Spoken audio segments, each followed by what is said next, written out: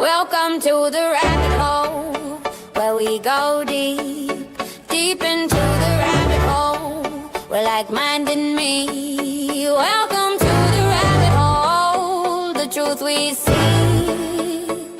There's lizard people everywhere, the conspiracies speak. Welcome to the rabbit hole, where we go deep, uninvited from the rabbit hole.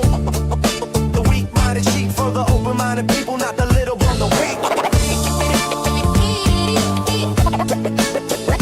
to the rabbit hole. You sure you wanna be? We have before us the opportunity to forge a new world order. We don't have time for a meeting of the Flat Earth Society. Flat Earth Society. Flat Earth Society. And for future generations. Flat Earth Society. Flat Earth Society. We don't have time for A new world order.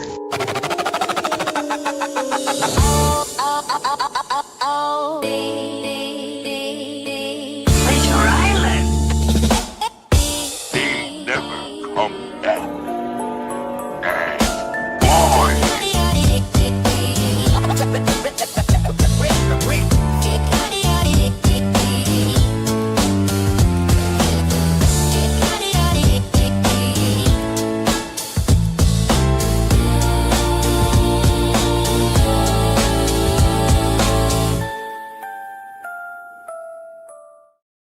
Yes, guys, how you doing? Welcome back. Welcome back to the rabbit hole.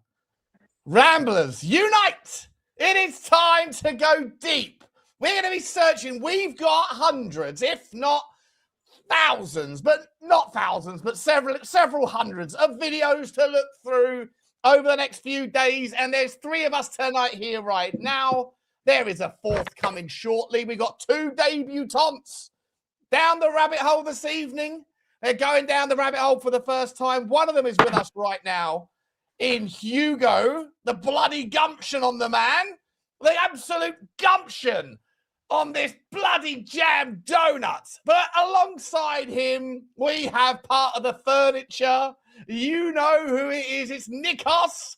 How are you, boys? Nikos, how you doing? Good to see you, mate. How are you? Very good, my friend. Very good. Enjoying the weather. You know what? I'm good, mate. I'm good. Yeah, I had a dentist appointment today. I was expecting good things. Turned out they now want to try. You know what? I'm gonna take these bad boys off because I can just see my own screen in the reflection. And this is going to come off very shortly as well because you're not Andy Warhol. Exactly. Yeah, I'm okay though. I'm okay, but they're giving me a bill for a future tooth implant, which is going to cost me $6,000. So lovely jubbly is just what you want. Absolutely outrageous. I think I'll be going to Turkey. Hugo, my man, welcome to the rabbit hole. How are you, buddy? How you doing? Yeah, not too shabby. Thanks, mate. Good. Thanks for inviting me to, make my inaugural appearance. Just so we get to know you, so we get to know, because obviously Eugene's usually the man who comes in and likes to play the devil's advocate. He likes to sort of poo-poo most of our fascinating, ridiculously stretchful takes at times. What role are you going to be playing tonight? I mean, I don't know your level of conspiracy. Are you a conspiratorial sort of donut? Are you like me and Nikos that anything will do? Or are you someone that, has certain areas where you dabble, others you steer clear of? What are we working with here? I feel like it's a mixed bag. Like there's a bunch of stuff which, you and I had a brief combo earlier.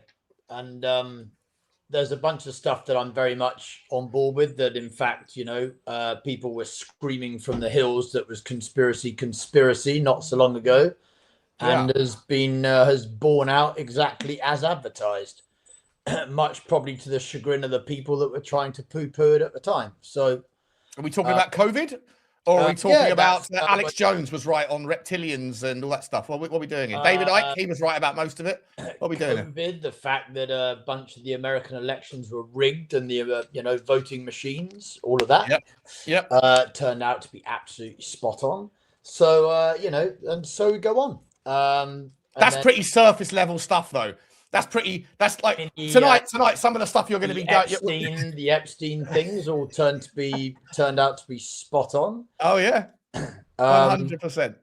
I don't know, mate. We could go on. I'm sure we don't want to give away too much, do we? No, of course not. Of course not. Like I No. say, I've got more videos than than the FBI has from Epstein's Island, you know. But I've got so many to go in. I hope some of them are legal. Well, mate, I don't know. To be honest, we never know. We get copyright strikes every 5 minutes on this bad boy. And we got Johnny H coming in shortly as soon as the game is done. It is 1-1 in the football. Arsenal just had a penalty overturned. I know you hate to see it. Yeah, you hate to see it. Stonewall as well. Absolute Stonewall. It was nowhere near getting the ball. He took a lump out. Was it? What was it? A legit pen? Was it a legit pen? Yeah, Was it? kicked his foot, didn't play the ball. Why was it overturned? Why was it overturned? I don't know, but I'll look forward to hearing the tears later. Oh, I can't wait. Yeah, we'll check. Well, maybe we'll do that as like a treat. One of the videos we'll bring up will be Lee Judge's his fan cam. That'll be a conspiratorial video. Yeah, the VAR didn't get the. They obviously didn't get the envelope from Arsenal. Yeah, exactly. Allegedly. Allegedly. Rules of the show. As you guys know, the views and opinions expressed on this show are for entertainment purposes only. ... Allegedly. Right? We don't necessarily believe anything here, so no one sue us, no one get us in trouble, and we shall be fine. Guys, if you are joining, there's 60 people that are here at the moment. Hopefully that number will jump up to over 100 as soon as the game is finitoed. You know what to do. Smash the like button straight out of the traps. If there's 62 of you here right now, there should be at least 40 likes. Get it going, people. Hit the subscribe if you haven't already. Notification button should be squeezed because this channel is entirely demonetized and shadow banned. So the only way we're ever going to grow is if you share the news, share the links, share the chat. If you know people that are interested in this stuff, let them know about the rabbit hole and we will see where we would go with it. Make sure you also drop your comments. And I think we are also available. We are available on the podcast platforms. I don't know if it's going to drop the link. If it doesn't, I'll drop it through at some point. So make sure you follow us over there. And also don't forget, Nikos's channel link will be dropped soon by Stream Elements as well. So make sure you go over and support Nikos at the Tinfoil Transmissiones. And just remember, Sean, just because it might be hidden, it's a grower, not a shower. Exactly. This channel right now is like my cock in Alaska in January, okay? Warm it up for me, people. Warm it up. Right. Helga, where are you? I don't know where they are. Come on, Helga. Where's the Helgas out there? All right, listen, we're going to get straight into it. I honestly don't know where we're going. Like I say, I've got 100 videos lined up and 100 more behind it. Shall we have a little look-see?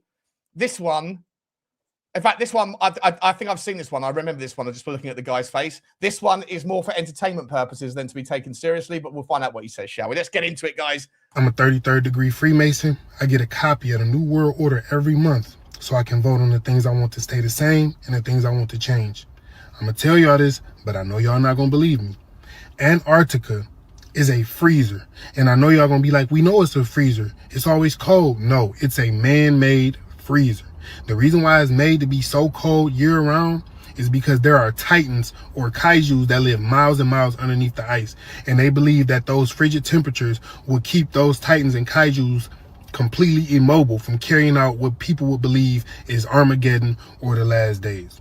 So the government strategically places polar bears all throughout Antarctica, which is why polar bears are one of the few mammals that actively hunt and consume human beings. So when y'all see glaciers falling or polar caps melting, it's actually those titans trying to escape.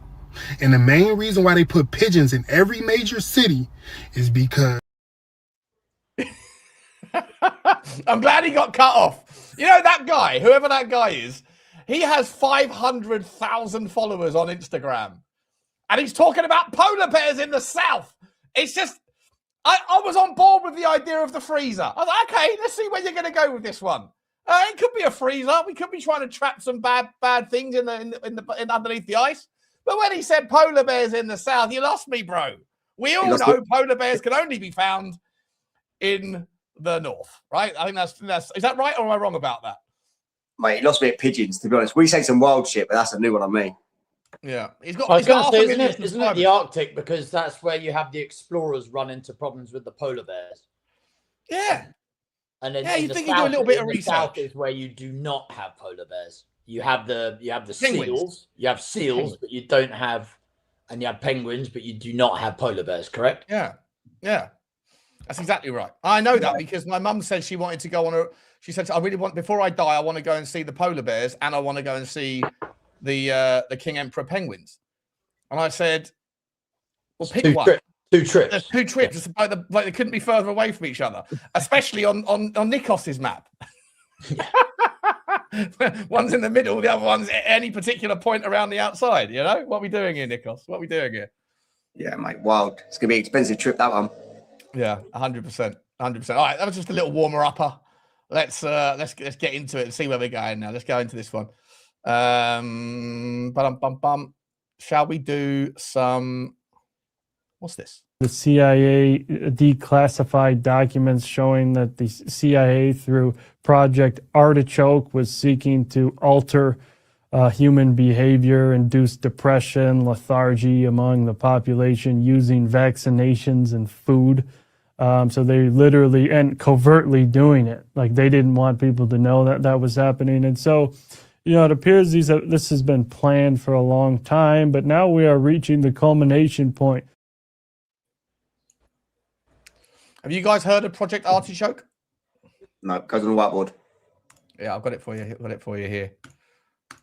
I don't know why these things always seem to be from the 50s, right? Like as if they don't do these sorts of things now, as if like by 2050 they won't be talking about COVID like it was a project, I don't know, inject us all. But Project Artichoke was a project developed and enacted by the United States CIA for the purpose of researching methods of interrogation. It was succeeded by Project MK Ultra. We spoke about that many times, which began in 1953. Initially known as Project Bluebird, Project Artichoke officially arose on and was operated by the CIA's Office of Scientific. The primary goal was to determine whether a person could be involuntarily made to perform an act of attempted assassination. So like a Manchurian Candidate type thing. Like brainwashed. Is that it? I think so, yeah. The project studied the effects of mind control and hypnosis, forced addiction, and subsequent withdrawal from morphine and other chemicals, including LSD, to produce amnesia. Man, this the CIA and the projects they were into in the 50s always involved LSD, always involved getting people high as a kite on certain drugs and making them do horrible things to each other, and then withdrawing it and then seeing if you could like crack someone's psychosis, crack someone's mental state, and usually with the purposes of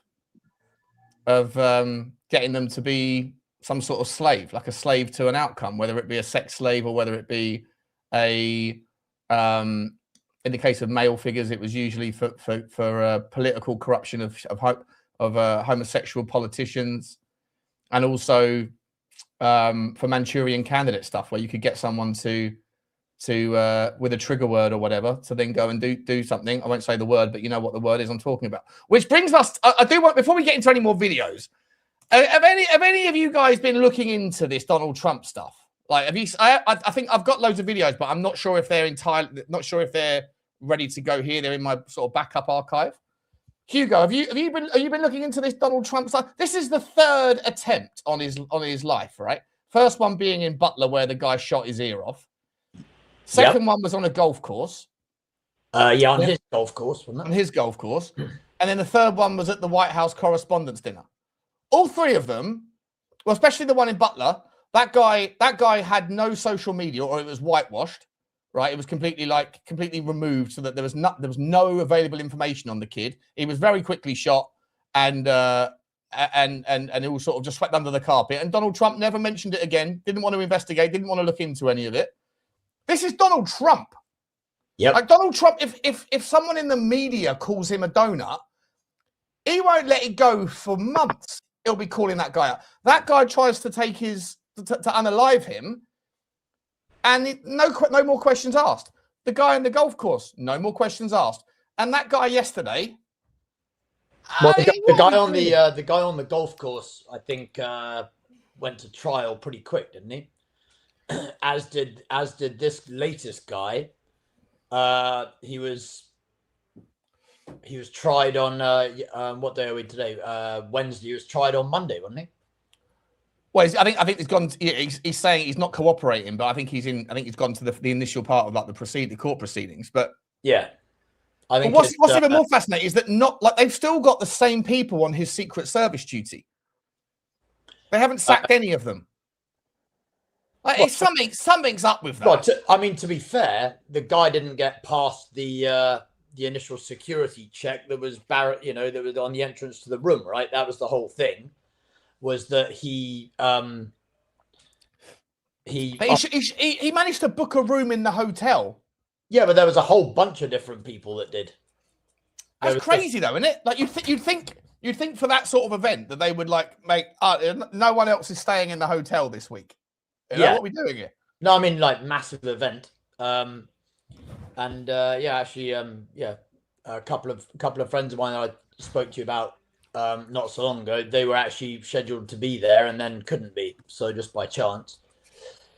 But yeah, it's bonkers, really. But I mean, I guess depending on I mean, did you buy anything into the note that he left his family?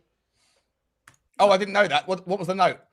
Did he confess to everything? And was it written in unbelievably, perfect English? And was it? I'm not sure he confessed to everything, but let me try and dig it out for you.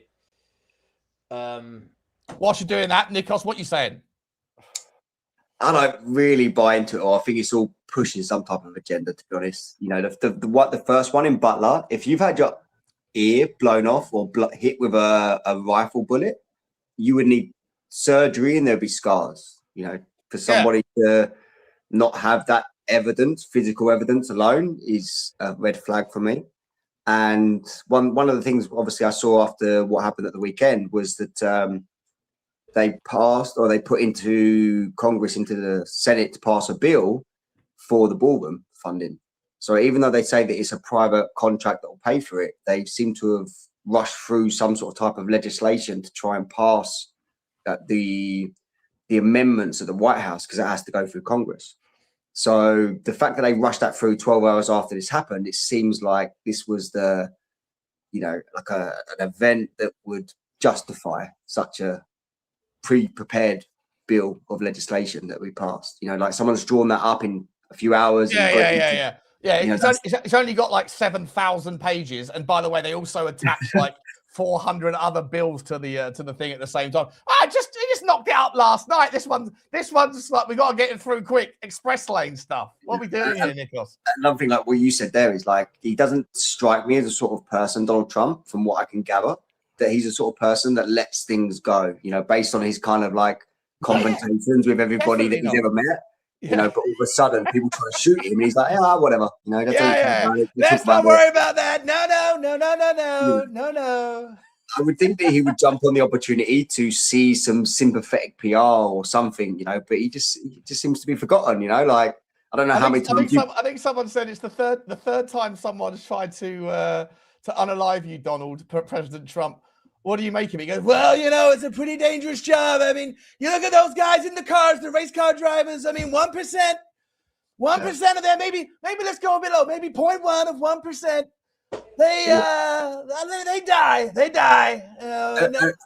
Another interesting aspect of it is, obviously, America are very proud for freedom of speech and the amendments and stuff like that. The First Amendment, freedom of speech and stuff.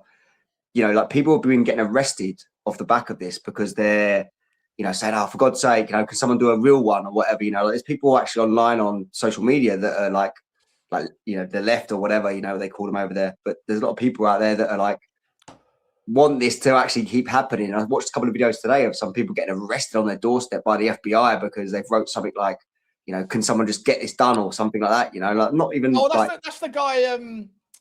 The ex. Not the head of the FBI. Who was it? Comey, yeah. Former head who hates Trump, but who also during the 2016 election, like Hillary Clinton was basically going to win, and then about 2 weeks before the election, he then investigates her for the server, the email servers, and she's like, "What are you doing?" And he hated Donald Trump, but him doing that, even though it was a big nothing, or it wasn't a nothing burger, but nothing came of it. That basically swung everything into Donald Trump's hands. And then as soon as Trump was in power, when he won the election, Then he did everything. The Russian hoax. The Russian hoax, right? But like that guy Comey, he's had it out for Trump for forever. And again, Donald Trump was not going to let it go. So Donald Trump has made sure that that guy now faces 20 years in prison, all because he puts an Instagram post out with shells on a beach that formed the numbers 6847. And apparently 68 is the code word for like remove or evict or get rid of someone. And 47 obviously is the number of the president, right? He's 47th president. And so that's enough. I mean, what are we doing here? Like, is there a jury in the world that would sit there and say, it's beyond a reasonable doubt. The only reason he would take a picture of some pebbles put together on a beach is because that clearly means he had intentions. He was asking for someone somewhere to take out Donald Trump. I mean, if any jury goes, yep, nothing to see here, lock him up for 20 years. I mean, what are we doing? It's ridiculous. It probably did mean it. He probably did mean it like that, but you can't convict someone on that basis. Surely not. Interesting enough as well on that particular subject, like that guy who done the thing at the weekend, there's a particular Twitter account that was opened 4 years ago, and his only post is the name of that guy in 2022. Oh, Cole, whatever his name is. Alan, yeah. I think I've got a video on that somewhere. I think I've got a video on it. Sean, I just I WhatsApped you the article. It's got the full 1,050 something word manifesto from the Cole Allen guy. Let's have a look. What have you WhatsApped me? Where have you WhatsApped me? Personal. Oh, personal. Cole, here we go. Let's have a look at it. Hang about. How do I get this up? Let's have a look. See. Accused White House Correspondents' Dinner, Cole Allen sent a sprawling manifesto to family members about 10 minutes before. 10 minutes before! The timing is just so perfect. The 1,000. Are we ready, guys? Are we ready? And go. A missive obtained by the Post Sunday morning, signed Cole, Cold Force, friendly federal assassin Allen, outlined his rules of engagement for the shooting and stated he believed it was his righteous duty to target administration officials. I apologize to my parents for saying I had an interview without specifying it was for Most Wanted. It's got a sense of humor, lad. I apologize to my colleagues and students for saying I had a personal emergency. By the time anyone reads this, I probably most certainly do need to go to the ER, but can hardly call that a self-inflicted status. I apologize to all the people I traveled next to, all the workers who handled my luggage, and all the other non-targeted people at the hotel who I put in danger simply by being near. I apologize to everyone who was abused and or murdered before this, to all those who suffered before I was able to attempt this, to all who may still suffer after, regardless of my success or failure. I didn't expect forgiveness, or I don't expect forgiveness, but if I could have seen any other way to get this close, I would have taken it. Again, my sincere apology. Well, listen, at least he's accountable. At least he's accountable. Allegedly. Yeah. Allegedly. I don't know. I've got a feeling I've seen him before somewhere in like a movie or something. I've got a feeling I've seen him before somewhere. It's really horrible, like deja vu with him. It does look a little bit, yeah. It's familiar. He does look a little bit familiar. He's got a smirk on him as well. For what it's worth, I would say that that's far too well written to be written by a government official. True. Yeah, that's true as well. Yeah. He's got a ghostwriter. There's 120 people here now, people. Love to see it after the game. Welcome. You know what to do. Smash the like, smash subscribe. Notification button should be squeezed and comments should be dropped thick and fast. Let's go for another random one, shall we? Let's see where we're going with this one. We could be going anywhere tonight. Could be going absolutely anywhere. And I've got loads of more videos to bring in. Let's have a look at what's this one?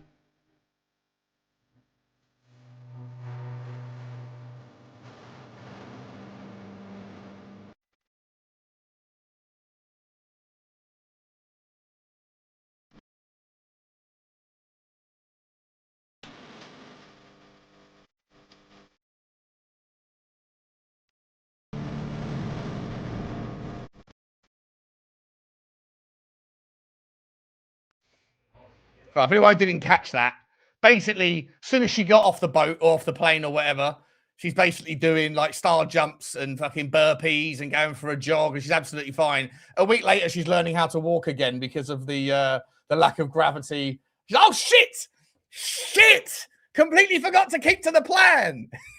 Damn it! I knew I was forgetting something. Oh, I did it back to front.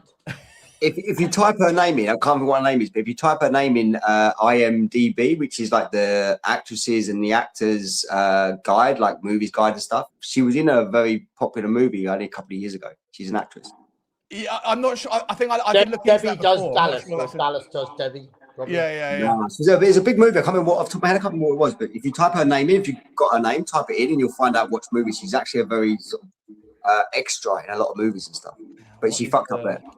Woman astronaut. Cool. Big up to you, Johnny. How are you? Debbie does Dallas, or Simeone does Arteta.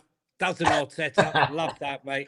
I love that. Give him a toast of his own medicine, and they were all Yeah. You hate to see that pen overturned, don't you? Yeah. I got to tell you though. Martin. Listening to Martin Keown. I mean, talk about one-track bias. Yeah. No, completely impartial. Completely, but did I hear you say Debbie does Dallas? I haven't heard that for a while. Eh? Funnily enough, that woman's name is Christina Koch. So it's a good fit for Debbie does Dallas. Is that her stage name? Yeah, well, we're just trying to figure out. There is an actress called Christina Koch. I bet she loves some dictation. Yeah, very good. I'm not sure it's the same though. If you type in IDMB, which is the main one. IMDb. Sorry. Has she been in with Barry Longdick? Johnny joins and all of a sudden the tone drops. There's Christina Bend Koch. over. That's Christina Koch on the left. The hang on about that. The author? Is she the author? She doesn't look like a porn star. That's her, the actress, yeah. Being in Space Explorers, Nova. Oh no, that's the actual woman. That's the actual woman, right? Yeah.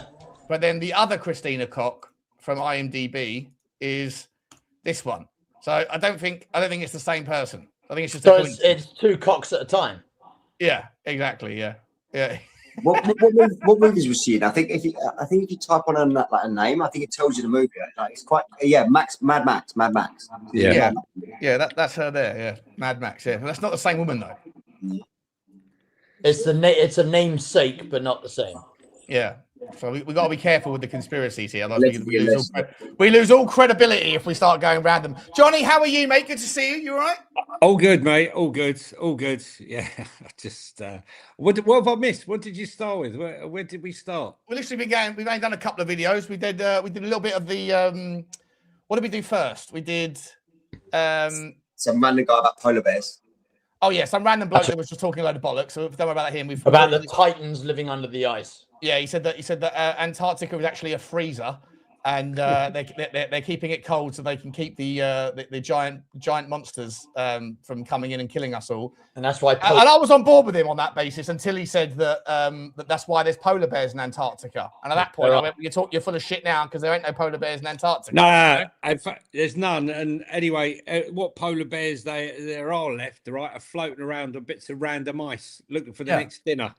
Starving.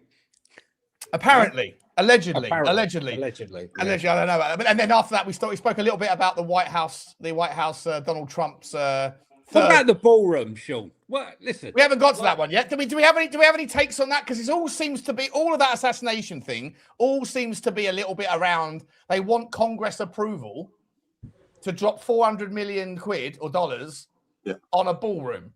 To be fair, I kind of get it because Obama did a whole bunch of stuff to the White House and no one lifted a finger. Yeah, it's a listed building. So same as building regulations in the UK, a listed building can't be amended. So what they have to do is it kind of depends who you are. Well, unless you're Obama, yeah, exactly. So but the way they got around that Obama thing is they was doing amendments, but this is a different kind of thing. Well, and there would have been discrimination as well. Yeah. Do you know what's quite interesting? Yeah, I was just going to say, do you know what's quite interesting? I don't know if you listen to the rest of this Politics USA. Well, they hate Trump. Sure. Very much hate Trump. But it was quite interesting what they said that the people at the dinner, a lot of what they would class as intellectuals, right, on the left, who are serious individuals, clever people, she said, turned round and said, do you think he did this himself? Arranged this himself? She said she couldn't believe. She says not for 1 minute, and she hates Trump. They both do. I think it's a reasonable question. Yeah. But she said she can think of many things of Donald Trump, many, but not that, not that. But you know what she said? The funniest part is that the hero of the whole shooting is the guy, the head of CAA, who, when the shooting took place, when everyone dived under the table and ran for shelter, he continued to eat his burritos. Have you seen the video with wine? I saw that There video. was a picture of birds like going on the way out after it had all happened, and they were just going past, like just helping themselves to the already open bottles. He of stayed wine at the table. He The stayed head at of CAA, yeah? the head of CAA stayed at the table eating his burrata Because salad. he knows they're not here for me. And no one's here for me. They're going to try and kill one of them. Like, not me. I'm fine. You know, can I just get on with my dinner, please? I'm hungry. The best bit was that they got Vance out of there before they got Trump out of there. Yeah. That about? What is that about? Oh, when they asked him to go out, Trump, he went, no. No. Third time's a charm, they say. And quite honestly, it would have been the best assassination ever. But not today. I live to fight another day. I got another ear. I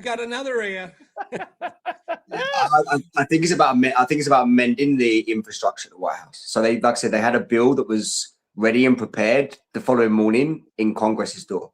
So Congress have received a bill for amendments to the White House a few hours after all this stuff's happened. So depending how long that bill is, or how quickly someone could write up a bill, it seems like and the bill was for the 400, because apparently Donald Trump likes to do an executive order, but you can't executive order a $400 million ballroom or something. Is that basically it?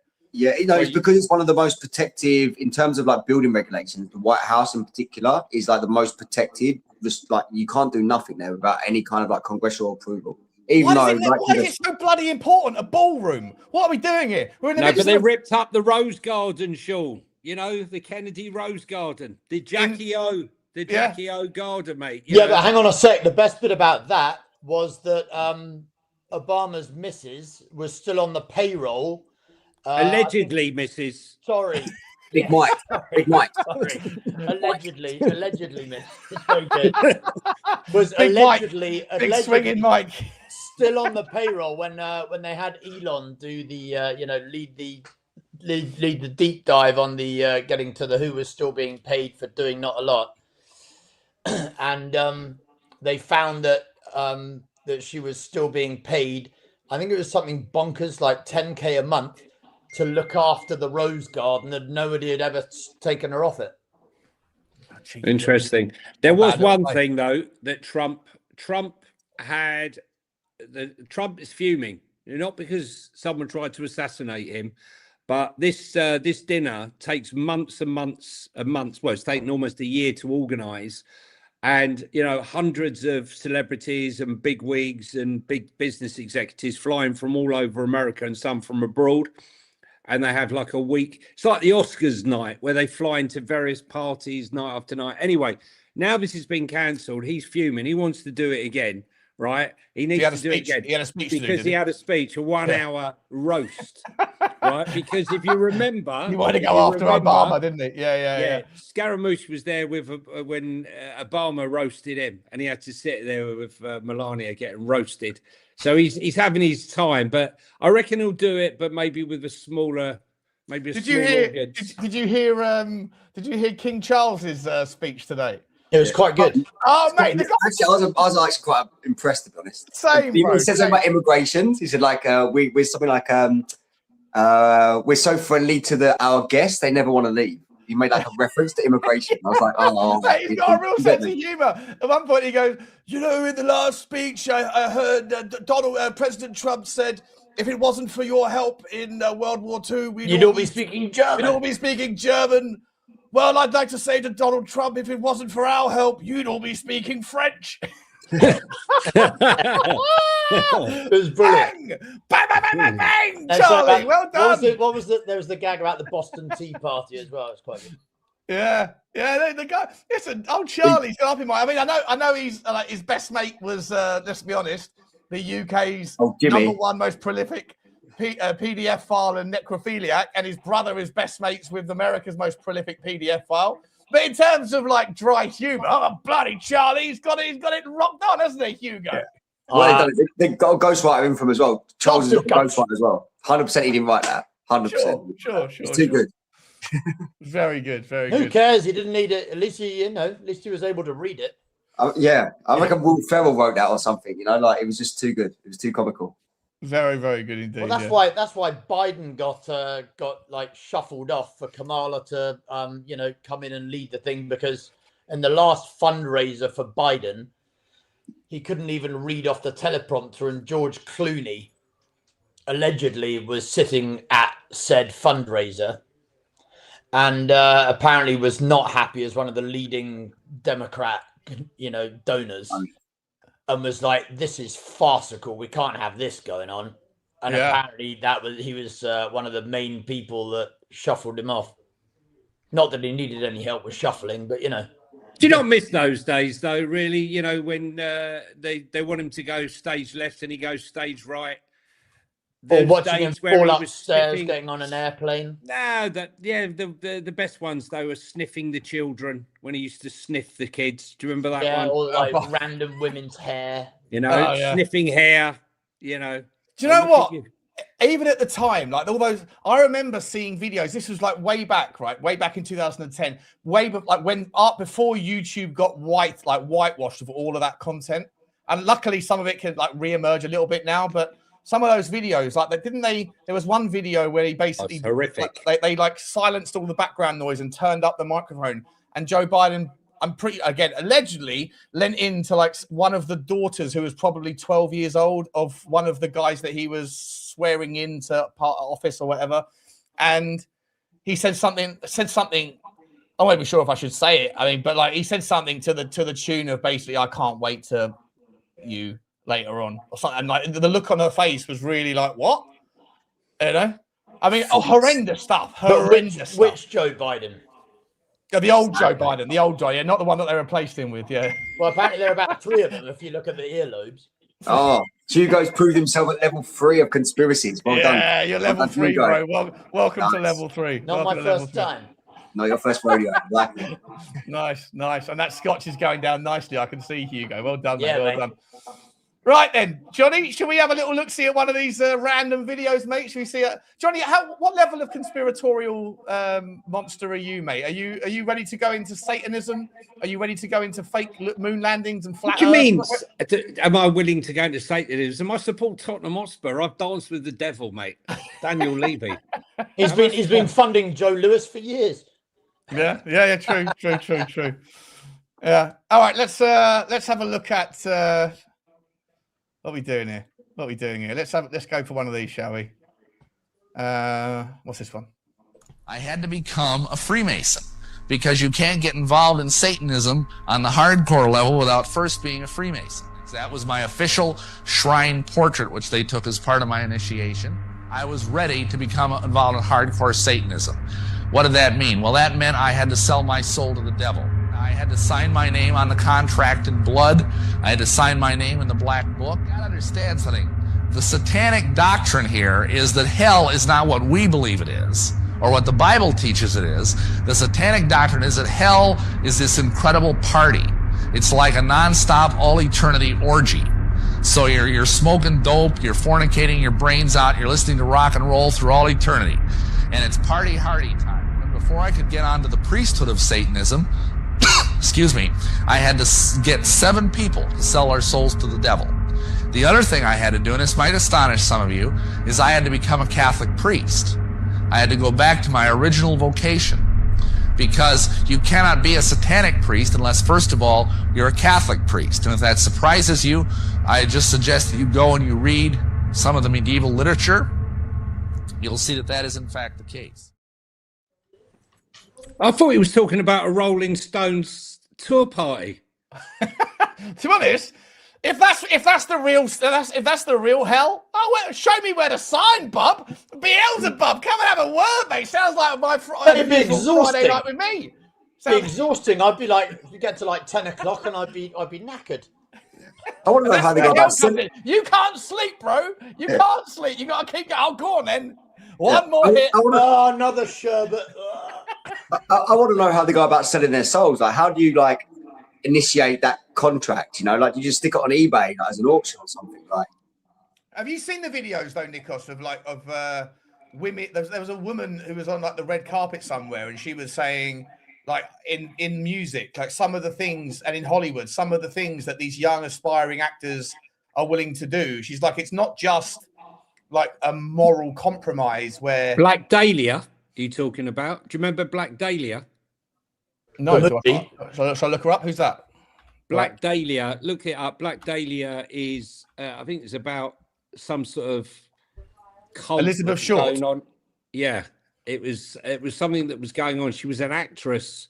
This was going on, some cult that was going on in Hollywood at the time. Devil worship and all that shit. I'm surprised you guys haven't done Black Dahlia. No, I haven't. I've never heard of it before. No. Let me have a look if I can find the other video I'm talking about. sorry, that's in the 1940s, Johnny. I think you're a little bit before our time. No, mate, I wasn't around in the 1940s. There's a video of one of them says, if fame is what you want, then you're gonna do some crazy shit for it. I said you'll like sign your name in blood with the devil, and I know you're thinking that I mean like metaphorically, but she's like, no, I mean actually, like actresses and actors and singers, they will actually prick their finger and sign a contract in blood. And you see, there's so many lyrics in songs, so many videos of like Katy Perry saying it, and Eminem saying it, and Kanye saying it, and Snoop Dogg saying it, and yada yada yada, saying I sold my soul to the devil. I don't know. Do you guys think it's all just a load of bollocks, or do you think that actually like there is some level of that stuff that goes on? Whether or not it's real, if it's just a test to see if these people are actually willing to do that stuff, but whether it's actually like interacting with some spiritual force, or it's just like the powerful people that are saying, okay, you want money? Cool, but we got to see what you're willing to do. What do you think it's like? It's legit or just imposed? So like imposed kind of sacrifice. Well, I guess they're on the hook, right? If it all gets filmed and it's like their signature in their own blood or whatever else, then it's, then they're on the hook, right? Yeah. So at that juncture, they're owned, right? As in like it's, immortalized, if you will. So could that not refer to, when you like dance with the devil? I mean, if you look at, if you go back to the 20s and things like that, in Hollywood, the devil could be referring to any one of the heads of the major studios. Sure, right? That's what I mean. Yeah, is it? Yeah. So is it real or is it just like a metaphorical? No, I believe it's real. No. I think it's they refer to them as dancing with the devil, sleep with the devil. People got away with better murder. The devil, The devil, There was a silent screen actor called Fatty Arbuckle who thought he could get away with everything, and I think he went to jail for shoving a broken bottle up an actress's. Wow. You know what? Wasn't Fatty Arbuckle's a restaurant as well or something? Yeah, it was a restaurant chain. Yeah, they made a restaurant chain of a guy who went to prison for a gross. Oh no, but I mean, what I'm saying is, I think there was an inner circle. That's business for you, baby. But there was an inner circle. Look. When you look at the people who have gone to jail, the Me Too crowd, who have gone to jail just recently, they were untouchable for 80, 90 years. All through the 1920s, 30s, 40s, probably 50s, 60s. It's only, in the 2000s, things started to change. And you can imagine the goings on. These guys had the power to make you or break you. Right. And, they probably, could you imagine some of the parties they went to, the debauchery? Back then, before there was the internet, before there was really any evidence, before there was like DNA crimes, all that sort of thing.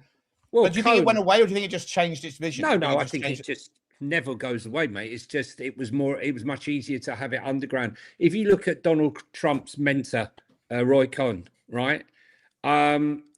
He used to go to debauched gay parties. There were debauchery at these places. Like loads of people running around like doing whatever, right? With the rich and wealthy, the rich, the wealthy, and the powerful. And what went on there was not said. So you can imagine, that was in the days of sort of newspapers and spilling the beans. So you can imagine. A movie, what was it called? Once Upon a Time in Hollywood, wasn't it? Whatever else, not that long ago. Well, David Cohen, if you look at the film The Apprentice, which is the story of Donald Trump's rise and how Cohen mentored him, and I think he died of AIDS eventually from all his debauchery. What's his first name? Cohen, Roy. I think it's Roy Cohn, Cohn. Roy Cohn. He was a lawyer. He was a mover and shaker. Right, this guy. Cohen or Cohen? Cohen. I think he's Cohn. That guy, yeah. Roy Cohn. There. That's his name. He looks like he's had one hell of a life, doesn't he? So Dead behind the eyes. So basically, he used to video guys having sex with other men, girls, underage girls, and used to use that power and leverage to get deals done, to get things done. And he was Donald Trump's mentor for many, many years. I mean, his father couldn't approve of him. Yeah. Allegedly. No, not allegedly. No, Johnny, on this channel, we just say allegedly all the time. Just to make sure I can say factually. Factually, if you look at some of Roy Cohen's mentors, never ever admit you're wrong.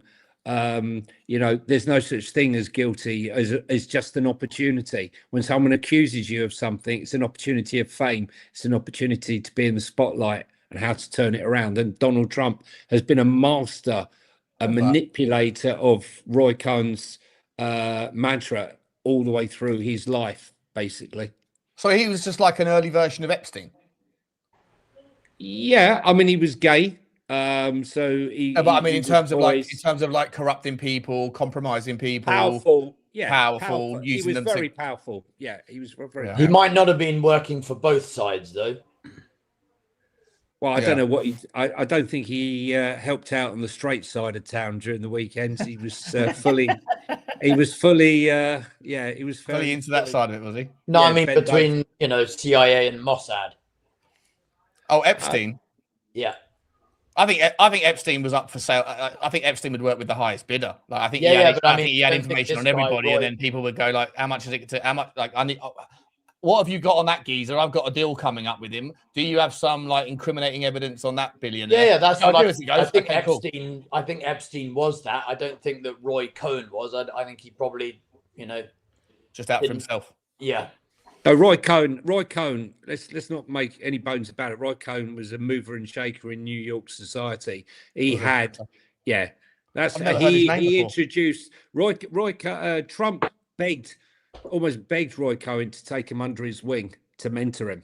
Interesting. And he was the guy that helped Trump get the Trump Tower and some of the buildings, but Trump and him fell out. Trump did what he always does. Like when he got to the stage where he didn't need Roy Cohn anymore, sort of pushed him aside.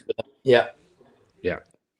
Interesting. All right, fair enough. It's probably a playbook that's lasted for a long time, and it just he carries on playing it now. Yes. So people like Epstein is probably like one of the later or more modern versions of people like this. I think it makes sense, right? I feel like it makes sense. Like the narrative to me would be like, if you are someone that's not someone that's like a face, like you are a powerful mover and shaker and you're a wealthy person, but you're someone that doesn't need the fame. You're happy to sit behind the scenes and let other people come up who do the deeds, who take all the flack if it goes wrong. Yeah, or when useful idiots, they're called. Right, useful idiots. But like the notion of like giving the carrot and the stick sort of works, right? You can turn around and say to someone and go, look, you're going to do as you're fucking told. And if you don't do as you're told, we'll ruin you. we're going to ruin you. So what do you make of the original? Like, you do as you're told. We're also going to make. Hey, we're going to make you fabulously wealthy as well. So, like all the politicians that come into Congress in America or into the UK, like they do as they fucking told. And if they don't, then they go, well, look, you know what happened to that guy? Well, that's going to happen to you. You're going to be in prison, and eventually your kids will die or whatever else. So let's not go down that path. We haven't got to make it like that. Just do as you're told, and then you'll also get 10 million quid on the other side. So, just do as we want. You get a private detective onto your said target. You find their weakness, and you get them in the honey trap or the bear trap or the gay trap or the drug trap, right? And you make sure you invite them to a place. And this is what he did. He would invite them to his townhouse, get them banged to rights. There's a few scenes, I think, in the movie where he opens the drawer and he's got these tapes. He's looking for a tape for a certain player, for a certain player, for a certain person. Yeah. It's like Y Scout for politics, is it? Yeah. Yeah. But I mean, you're naive if if you're going to walk the walk amongst these people, you have to know that you're dancing, like we said before, you're dancing with the devil, whether it's in acting, whether it's in politics, What do you make of what do you make of it that actually, like, most of the big companies in the world are still effectively operated by one of the original, like, big five families? Which one? Who are the big five families you're talking about? Like the Kennedys and the Rockefellers, the Rothschilds, those sorts of people. Rockefellers, Rothschilds. I thought you were talking about the Gambinos. Not the earlier, I won't repeat the conversation. Earlier on, Johnny, I was having a conversation with Hugo on the phone. I was out with the dog this afternoon, and he was telling me about his time in London, and he was going, so where I blah blah blah. It was one of the big families, one of the big groups, and I was like, what are we talking about here? Italian mafia? He's like, no. I was like, what are we talking about here? And he just meant like local gangsters. But when you say the big five, you have to be more specific, because there's lots of big five families. There's the Gambinos. There's the mafia side of things. There's they're small fry compared to these people. You mean like the Astors and the Rockefellers, the Rothschild, those guys? Yeah, those guys were all and into the Warburgs and the likes. Yeah. The stand. There's 13 big families, and there's a committee of 300, which is 300 families underneath that do their bidding and their work for them. There you go. See, Nikos, thank the Lord Nikos knows. See? 13 families. Just quickly, very, very quickly, not to interject in the conversation we're having here. Someone just addressed me in the comment section here. Alan M. He said that based on one of the conversations we had last week about UK elections, the company is called Smartmatic, and it controls the tabulation machines in the UK. They actually have control over 60 different countries' elections. Just because you cast your ballot on a bit of paper and you write a little tick in the box with a pencil, it still goes through a counting machine, which is owned by a country based out of Venezuela called Smartmatic. If you haven't got to the point of researching that yet, I suggest that you do so. But it doesn't mean actually, we were discussing that earlier, weren't we, Sean? Yeah, we were. Out of Venezuela, yeah? Out of Venezuela, yeah. It's actually a company originally out of Venezuela. They actually were the ones that would have facilitated the corrupt elections in America, but also they have control over 60 different countries, and the UK being one of them. It's not just Venezuela. It's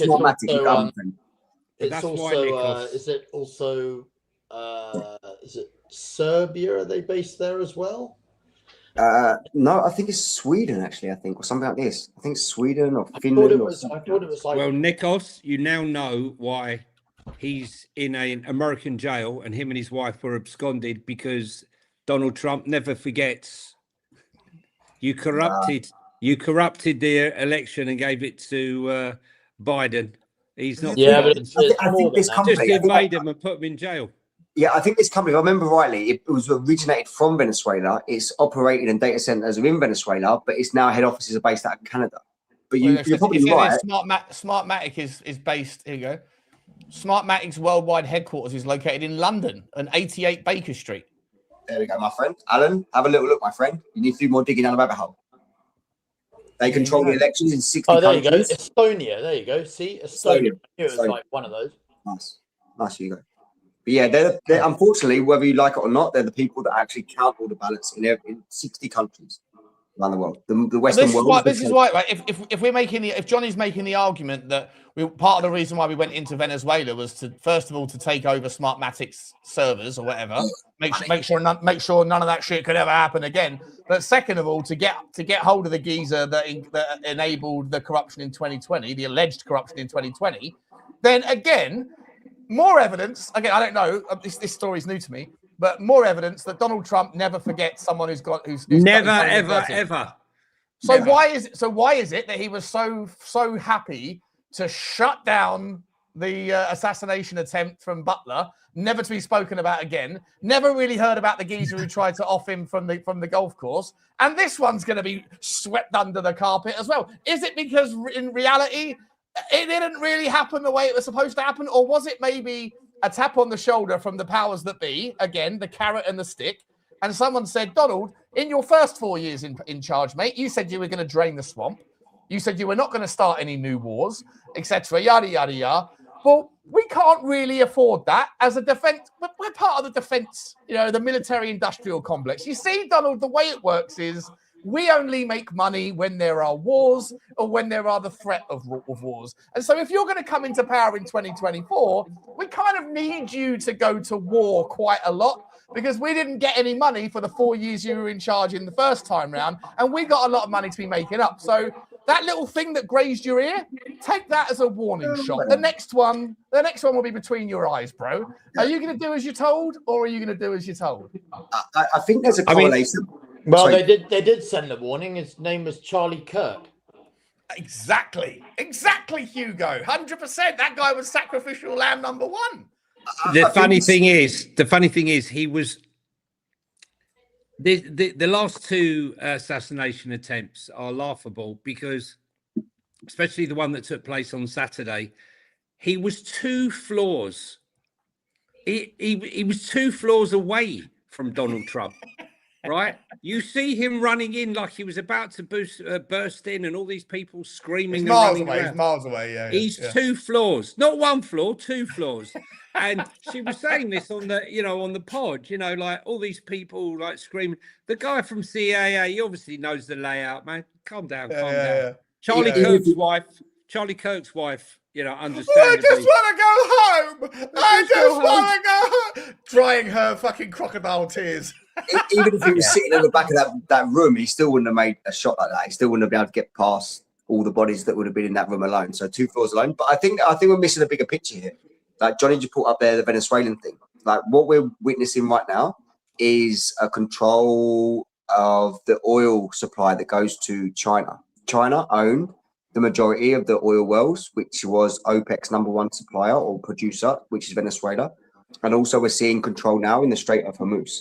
So we're seeing the America basically. And also, as Johnny brought to my, I didn't realize this was an actual thing, but Johnny brought to my attention after the show today I did with him that the United Arab Emirates pulled out of OPEC officially as of 1st of May. So exactly, Donald Trump's playing some 4D chess.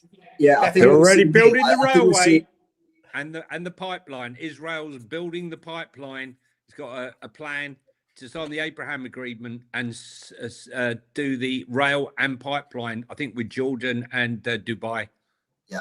And what we're seeing as well is like through Strait of Hormuz, the biggest recipient of the ships that were coming through there, like for the last decade, has been China. China are the biggest recipient of Iranian oil. So I think we're seeing, if you can put together the links from Venezuela, which are now stopped providing so much oil to China, the stop of delivery from Iran, we're basically seeing some sort of type of energy war, if you like, if you want to put it like that, or you want to see some sort of type of initiation with conflict with China. But I think we're building up to a China-USA war. I think that's what we're seeing. All these different events, they look individually like innocent. No, it's all tied up. It's all tied up. But also, come on, it's the oil, mate. It's about oil, but it's also about not just oil, but like the data centers are important. Right, there's a lot going on. I personally believe. I don't want to get into. I really don't want to get into sort of anything specific today. But I do genuinely believe that part of the plan, it might not happen for like 10, 20 years, but I do think that part of the plan is to redirect the Suez Canal from currently what is controlled by Egypt, because Egypt takes all of the kind of tokens, the money to get through all of the ships that pass through the Suez Canal. Who paid for it? Well, exactly. Who paid for it? Exactly, and who gets the money? Well, that's not okay, right? That's not okay. So they're going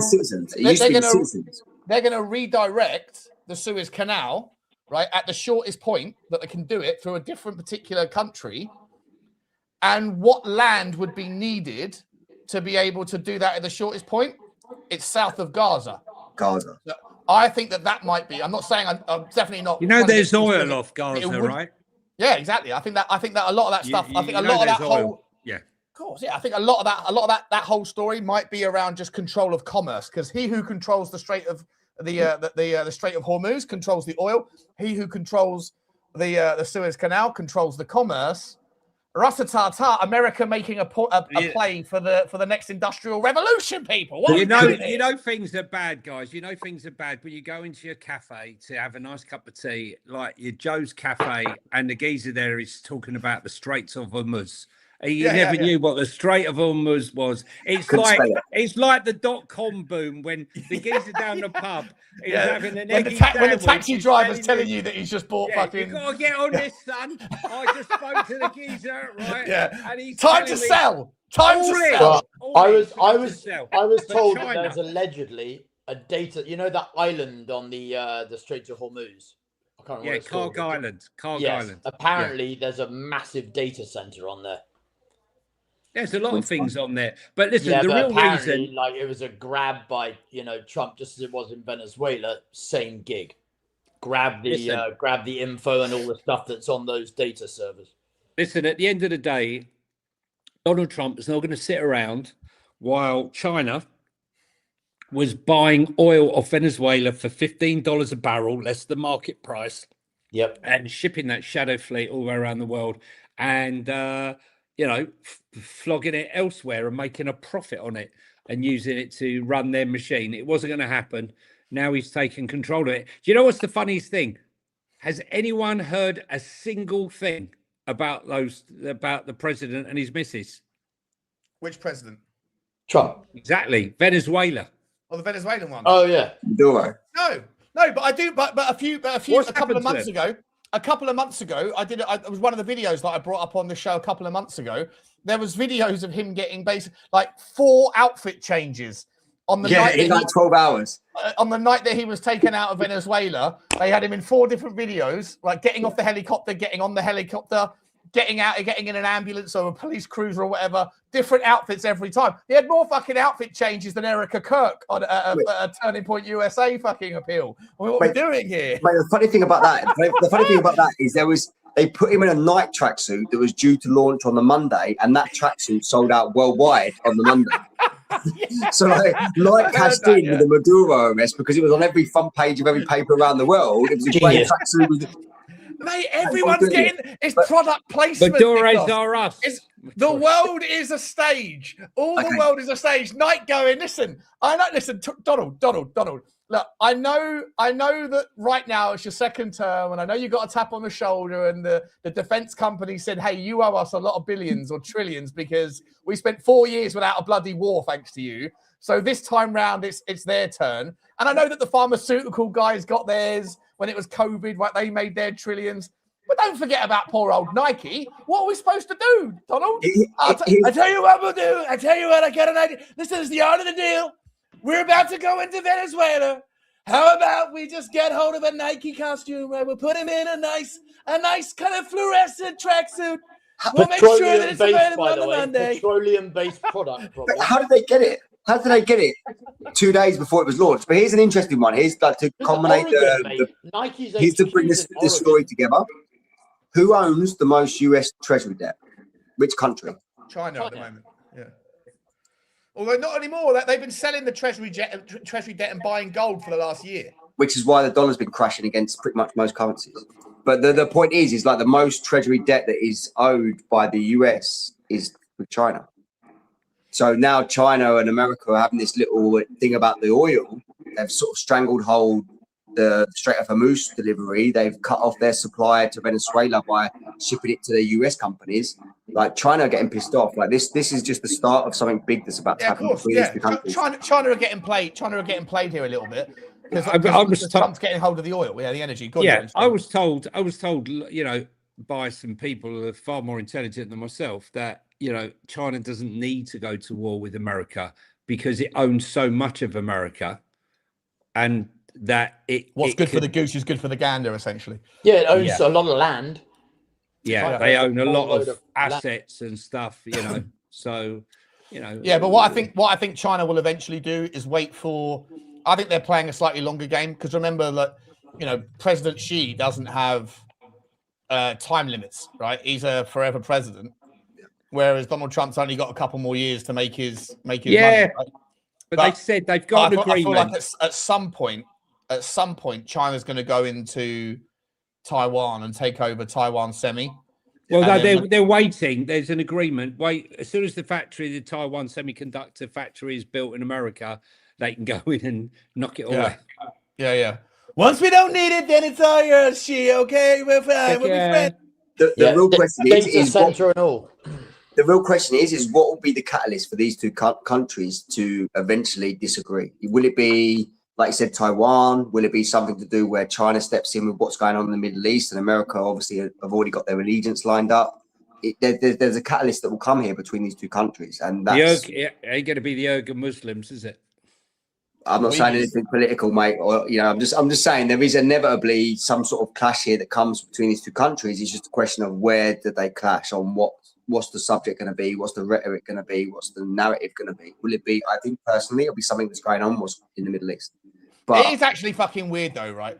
What the Chinese, and no disrespect to any Chinese that are watching, but we talk about all things. Yeah. No disrespect, but I'm about to fucking disrespect you. I'm going to disrespect you. Some of my best. What are you about to say? Some of my best no friends offense, are Chinese. But yeah, you know the rules, right? You say, with all due respect.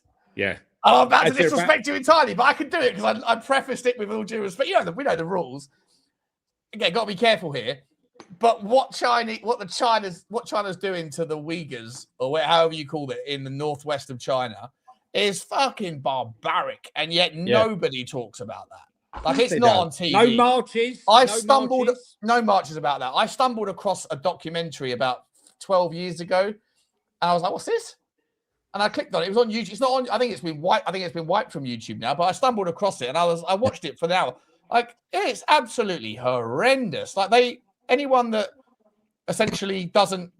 Anyone that's part of the Uyghurs, who obviously they're religious, they don't give their. You're right. Right. What are you laughing? What are you laughing about? Is it me saying? Is it me saying words? There's a comment in the chat. What was said? What's going on? Which comment? It's all good, Sean. Okay. Well, I'll find it in a second. One of my favourite meals is Chinese. There we go. Yeah. But what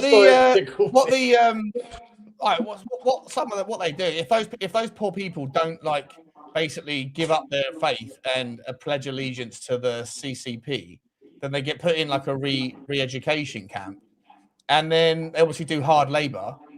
And then at any point in the future, if there's some wealthy businessman from somewhere else in the world that comes along and says, "Oh, I've got a bad liver or a bad kidney or whatever, I need and they'll just go and find someone that's got the same blood type, and then they will just take them off the toil and trowel and whatever they're doing, strap them down without using any sedative, without using any anesthetic, and then just basically cut them open whilst they're alive, and then remove the organ. Like, it's absolutely fucking horrendous. I'm sure those sorts of things happen all over the world. I'm sure there's organ harvesting. We know there's organ harvesting all over the place, right? But it's a very lucrative business, isn't it? But but like you say, Johnny, there's no one's protesting for that. No one mentions it. You don't hear about that every day on the news, but you do hear about other stuff, you know. They used to say China was the black market haven for organ harvesting, but I would argue these days, from revelations, that maybe America's that. Now, they don't shout. You don't see them marching from the Yangtze to the sea. The Uyghurs will be free. No. You're gonna get us cancelled, Johnny. You're gonna get us cancelled. Johnny's coming in with some politics. Okay.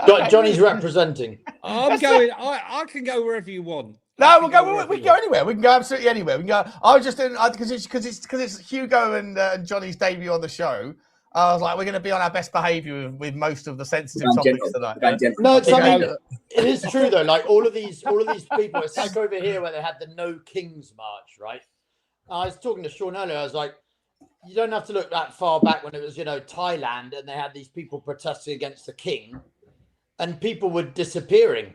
15, 20 years. See you later. I'm like, these people have absolutely no idea what it is to be demonstrating against a king and what what is typically that entails. Of course, I think it was quite biased though. The No King's March was full of fucking queens. I mean, what's going on? Cancelled. If you're the cancelled thing, if you're the cancelled. Oh no! It happened. I need to get it again. I need to get it. I need to transfer it. But over the to irony, honestly, the irony of like the fact that no, but it's true. A lot of the interviewee who was I saw two interviewees, different. One was a young girl and one was somebody else, and they were interviewing, and every single one of them was either again, Johnny. By the way, I've managed to get it. Sponsored by Air Max. I've got it here. Look, oh no, it happened again. What did he just say? I guess it's time to say goodbye. We're getting canceled today.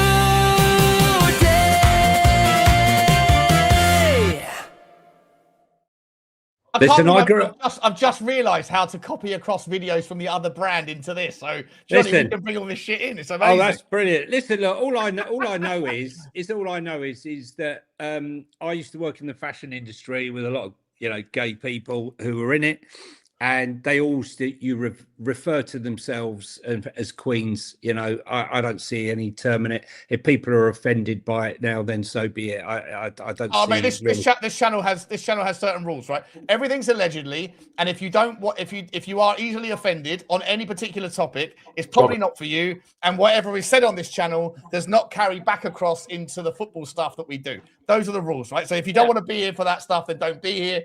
But what we say here stays. What goes on the rabbit hole stays in the rabbit hole. That's what she said. Stays down the rabbit hole. It'd be kind of ironic though if this was the first show that Johnny comes on as a debutant, and this is the one that gets us cancelled. That's why I never come on. What are you talking about? My missus said you can't go on those shows. You get yourself into trouble. Listen, it is what it is, mate. It is what it is. I'm here for a good time, not a long time in the YouTube game. At some point very soon, I'm going to be. There's going to be a knock on the door from a police. Has Johnny got a red wine? Have you got a red wine with you? No, unfortunately, I've just got coffee. Just coffee tonight. What happened to you, Johnny? You went for a period where you were teetotal. Then you went for a period where you were a strong red wine drinker on shows. Yeah. Now you're back. Now you're back being good again. What are we doing here? I'll be back to the wines. Too much Mario Kart. Too much Tottenham. I definitely did plenty of red wine in Japan. Definitely. I'll be back. All right, let's do another video, shall we? Should we change it up? See what's going on. Go on, then mix it up. What is this one? This is. Let's have a look. Hang about picking some random one here. I've no idea what these are. Trying to find one that's a bit longer. Here we go. This is a short-term disruption for the long-term gain. Short-term pain for the long-term gain. Short-term pain be for long-term gain. We're going to have some short-term pain with long-term gain. Short-term pay for a long-term gain. Some short-term pain, yes, but we've got some long-term gain. Short-term spike for a long-term gain. Some short-term pain for American consumers. We may have to deal with that in the short term. Short-term and temporary. Temporary, short-term pain. It's going to suck in the short term. Some short-term pain. Short-term pain. We have to focus on the short term. Short-term. Short-term. Short-term. Short-term and long-term. Short-term blip. Hopefully this is a short-term pain. Short-term is highly outweighed of the long-term benefits. Some short-term Pain for the long-term gain. Short-term sacrifice for a long-term gain.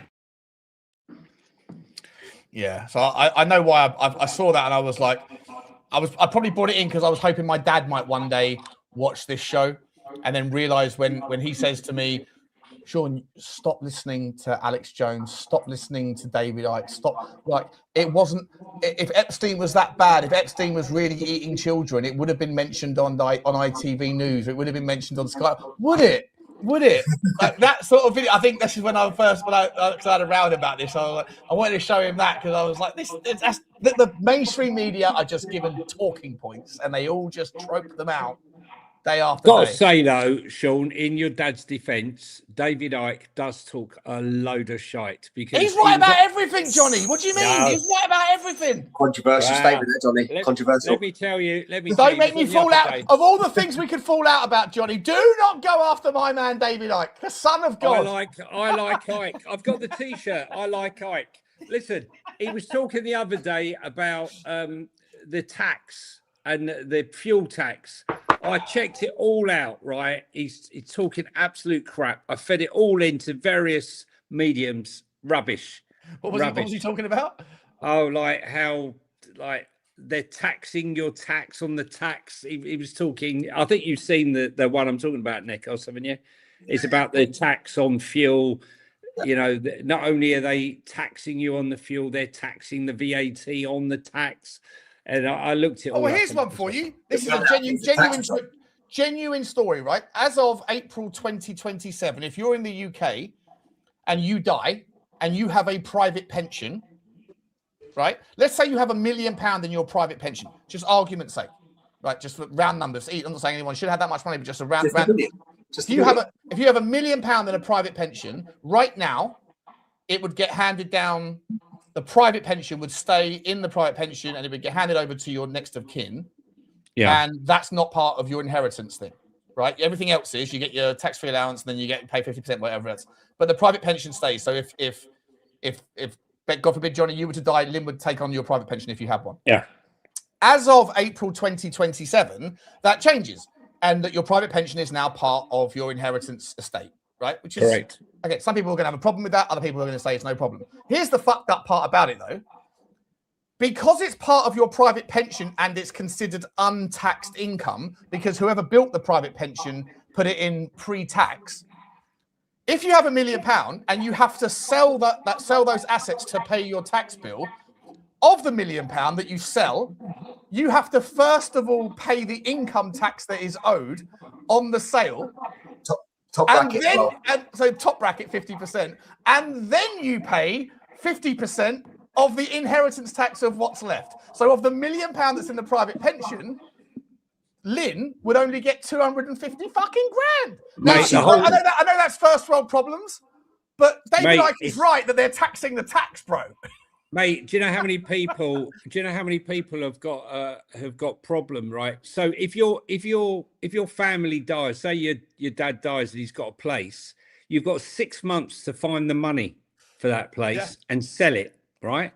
If or you take don't, you take a bridging loan at 10%. right? 10, So if you can't sell it, right? So my missus, her mum, dad, they died.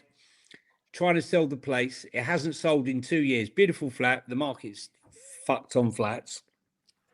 She's now paying double for the rates because it's empty. That's number one. Number two, she had to find. I'm being serious, right? It's outrageous. And you can't fill it because you're trying to sell it, right? Correct. Yeah, right? yeah.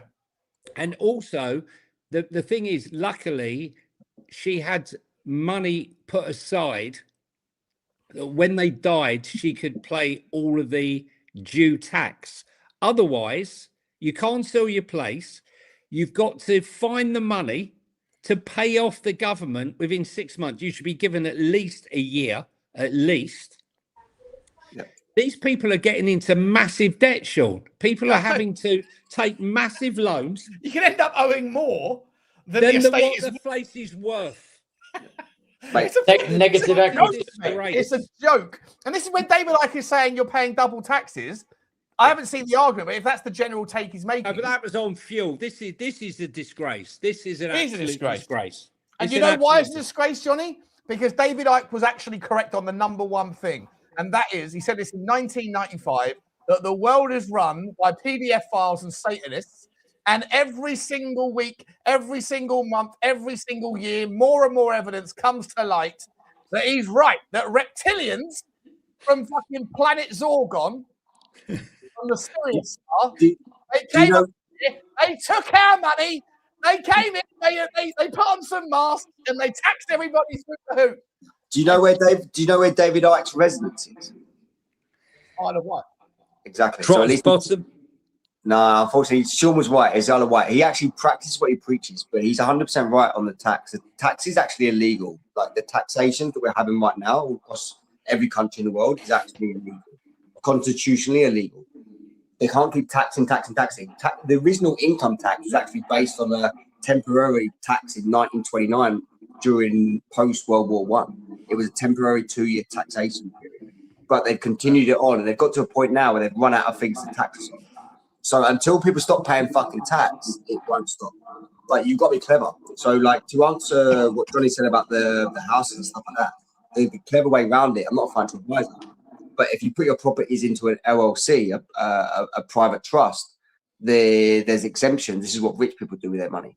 So you have to put you have to put it into a certain structure to avoid these new laws that are coming in, like Sean said, next year. So we're in trusts, because I've spoken to Sean about this. You know, we got trusts and all of that shit, right? Okay. But I'm saying to you that if we didn't have the money to meet the costs, the running costs, and paying the government, we would have had to have taken out a loan. Yeah, which is not taxable. Which is not taxable, by the way. Right. So and you take out a loan against the asset. Years. Yeah, but you take a loan against the asset. When you die, that loan is eradicated. But what I'm saying is, if for the average Joe who doesn't have that, right? So say, for example, you got an asset that's worth £1 million, right? For example, and you don't have any money other than what's in your bank account, and the government is saying, right, well, you owe us on that estate, you owe us X, and you don't have that money, you have to borrow that money. And if you're 2 years down the line and you still haven't sold that house, right? They don't give a shit. They don't care a shit if you Johnny, get the worst bankrupt. one of them all. It's not even yours. The one that affects more people, like on the kind of the middle classes that don't have the don't have the kind of the privilege or whatever of having wealth in the family, is if you're self-employed or you run a business. I'm not sure if this is the same if you're PA. I'm sure it can't be if you're PAYE. No. But now, like at the end of the tax year, when they say how much did you earn last year, and then you tell them, and they go, okay, you owe us 40% or 35% of that, and then you pay them, they go, actually, you owe us half of that again, because we need half of your tax for next year up front. And if you don't pay them, you owe them interest on it. And if you do pay them and then you don't end up earning that much, you might get the money back, but you don't get the interest that's been lost. These motherfuckers are taking money that you haven't yet earned. And you know what that donut Rachel Reeves is trying to do? She's trying to do what the fucking German chancellor did, which is to sit there and say, we're going to tax unearned income in your trading accounts. So if you bought like, I don't know, if you bought Vodafone shares 25 years ago and you haven't sold them, but the company's risen 300% since then, they're going to tax you on the profit that you haven't yet realized. How the fuck can they justify that? This actually happens in crypto. Unrealized profit is now taxable, whereas before you had to have liquidated your position to be able to be taxed. Now what they do is unrealized profits, which are now all calculated by regulations and law, are now auditable every single account. So, like for example, someone I know, he actually had loads of Bitcoin and stuff like that. And when he got his tax thing last year, they actually told him, "Oh, you've submitted that you've got this wallet. This wallet has got X percentage in capital gains tax." In Spain or not in the UK? No, he's in. Scandinavia somewhere. I can't think of Sweden. Okay, I was going to say, because I've got. I didn't know that. If that's the case, I'm Be fucked. careful. But yeah, basically, long story, very, very short, is his tax return from his like government was that you registered a wallet that we recognise, and in that wallet there is an unrealised profit, even though you haven't sold a single penny of it or done anything with it. You've now got to pay tax on that before you can liquidate it, and they have a contract with the company or the wallets that own the exchanges they're registered to or whatever, whereas you can't actually move that money now out of the wallet until you satisfied the taxation that we've required. Yeah. And how are you supposed to do that without selling? How are you supposed to do that without selling the stock in the start selling the You coins? need the money out of it to sell it to satisfy the tax, but you can't touch it because they told you got to pay this money before you can move that money. What happens if the an beneficiary? What happens outrageous. if the beneficiary is in the Isle of Man or Guernsey? They freeze the accounts. They make it as difficult as possible. Someone's just died, you know, and they freeze all the accounts. They freeze everything. Until probate's granted. Yeah, probate just fucks everybody. The probate's not designed to help. You know, you've just lost your nearest and dearest. You're grieving. And you're now going through the most horrendous period. Not only have you got your misery from the death, but you've got the misery you didn't even know that was coming. The amount of people I speak to who have just told me, my parents died, I've had the most horrendous year. I've had to take a loan out for this. I've had to do this. I've had to do that. I never knew that had no idea what was coming. None. Yeah. None. We're living in a period. I've been saying to people, do you know the asset class outside of crypto, the asset class that has over the last 10 years that has appreciated more than anything else? Property. Or relatively, like not specifically, but just up there with the best returning assets.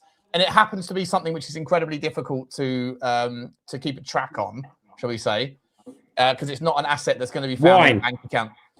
Well, luxury goods like watches and luxury goods like ladies' handbags. So go and buy Lynn a couple of really. I know you like to go to. Well, listen, look, I had my watches. You actually go and buy a few actual Hermes handbags. They appreciate 17% per year on average over the last 10 years. Well, that's better than most of the stock markets by. Can I just say something? So I haven't bought a watch in many, many years, right? And as you know, Sean, I had the robbery. Yeah. I was absolutely shocked at how much my watches were worth in comparison to when I bought them. Yeah. So you're 100% right. And I tell you, I wouldn't replace any of them. I haven't replaced one of them.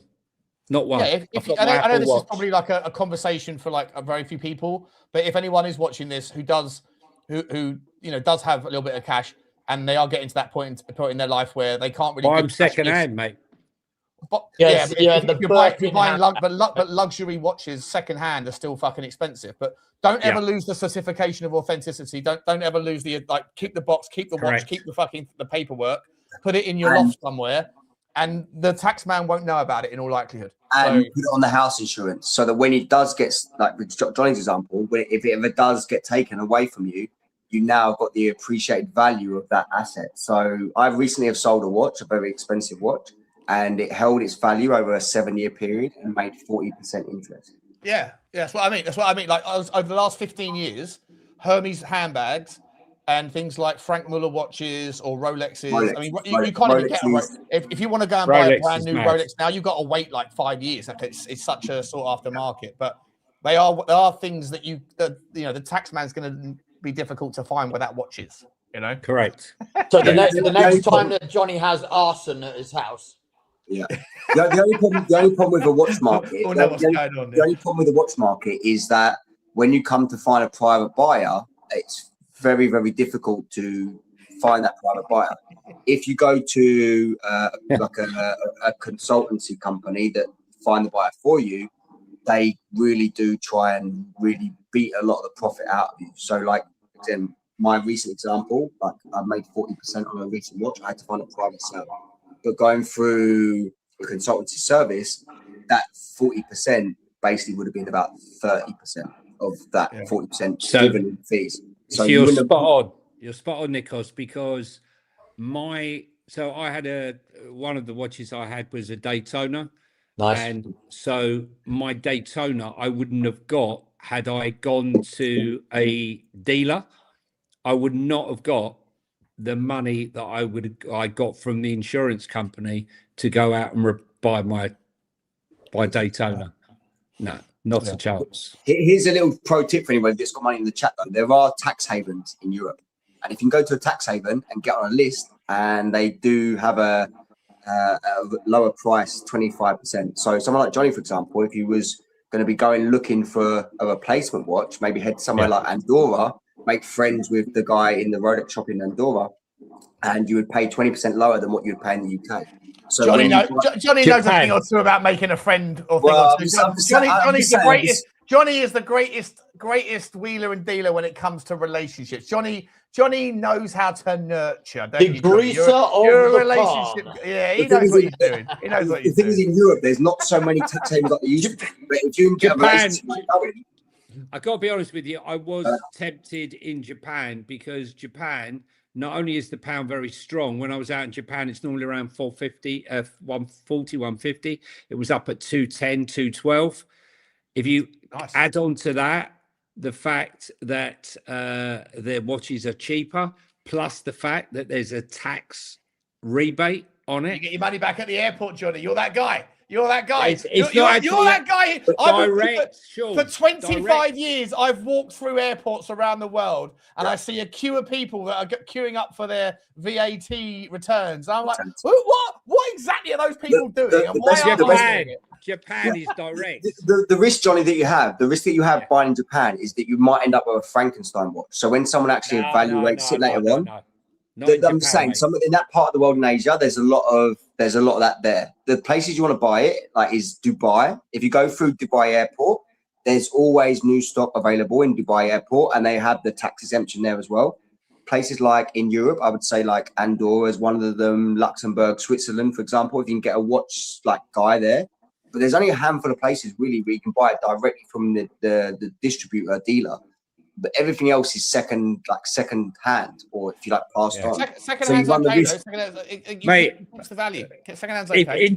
In Japan, the second hand market in everything is absolutely huge. And let me tell you, there is no fakes in Japan. Japan is about honor. Right, if you were to sell anything fake, it's a big risk. It's a big risk. I would rather die. They're falling your sword. I've never seen so many second-hand stores. Right, I mean, when I say stores, I'm talking about bag after bag after bag of Chanel and all the top bags, all the top second-hand clothing, second-hand watches, second-hand bags, and they all look pristine because what you're telling me, though, Johnny, so, right? Yeah. If there is so much honor amongst the locals in Japan that no one would ever consider that anybody else would be buying a knocked off. The shop would be dead. Yeah, but then so other people from other cultures that don't have that same standard, just go for a little trip over to Tokyo, bring a bag full of semi-real Hermes. They did them so well now, it's difficult to tell the difference. The fakes are better. I mean, if OK Jersey is an example, for example, like one of the OK Jersey's not from Japan, bro. Asia. Let's just say Asia in general, but generally, their fakes are as good. OK Hermes. We're doing OK Hermes. OK Hermes. But Louis Vuitton, for example, like most of the leather is sourced in Spain. But if you can go to Asia and buy a Louis Vuitton handbag or wallet or whatever, the quality is exactly the same and stamped exactly the same. It takes a very trained eye just to tell the difference in the leather. Like watches, they're getting better and better and better all the time. Like if you go to Japan, for example, like Johnny said, it's a great idea, but you have to get on that plane with that watch, get back into the UK, get through customs without declaring the tax on it or whatever, and then assume that you've been sold exactly what you've been told you've been sold. If you come back to the UK and you haven't got what you think you bought, getting your money back is near on impossible. Listen, look, I know a man who went to Turkey, spent 16 grand on a new set of teeth, came back and the teeth didn't really fit and didn't work. Ended up costing him about another 10 grand in repeat trips back to Turkey on flights, and didn't end up making financial What do you mean sense. his teeth didn't fit? Wouldn't you notice early. All didn't I right. think there were problems. There were Danny Straight Porter. That's actually a fucking diamond fucking impersonation. I'm Janet Straight Porter, Johnny. I can't get my teeth in my mouth. But on the flip side of that, if Johnny, for example, if you've got the payout from the insurance company for X amount of money and you can go and find another placement on the other side of the world, you can assume that risk. But if you're buying it as a first time to put it on the house insurance, to get it assessed, get it evaluated, like you don't really want to do that. I hear you. All right, guys, listen, we've been talking about finances for about 45 minutes. It'll make a nice... No, it's been a good chat. But let's get back to some conspiracy. Before we do, a couple of super chats. Big up to James119, my man, James. Thank you very much. Choo to you, bro. I haven't imported... First super chat. Nikos is is the first super chatter of the show. Big up to you, James. Appreciate you, mate. Nikos has got an eidetic memory, I swear to God. A user 4872 says market manipulation. The new world order will be born from the war. I tend to agree. I think it's already here, to be honest. I think the World Economic Forum is the new world order, by the way. But people are still fighting for other bits of control. Big up to you, A user. Thank you very much indeed. And Daniel Field is in the house as well. Big up to you, Daniel, for the super sticker, mate. Thank you very much. Choo to you. Fun fact, because this show is entirely demonetized and entirely shadow banned, what I do need from you guys is to share the channel. There's 175 people here at the moment. It's awesome to see. Big up to you guys. If you do enjoy it, please do. I didn't know you were shadow banned, Sean. Demonetized. Oh yeah. He's a grower, not a shower. This one. Every single video. By the time, as soon as we finish it, it goes straight to limited ads, and then I sit there and I appeal them all and go, "What have I done? We haven't said anything. We haven't said anything silly." And they go, "Manual review. It's not safe for advertisers." And I can only imagine it's because we call half of the powerful elites that control YouTube PDF files, essentially, and Satanists. You know, it is what it is. It is what it is. We've been very well behaved. Johnny. Butler, you're on YouTube featured. We'll take that. Still won't make any money though. There's been no references to Arsene Wenger. No, it hasn't. You know, we've been like well behaved. We'll do some more videos just now. There's been no songs. Arsene Wenger.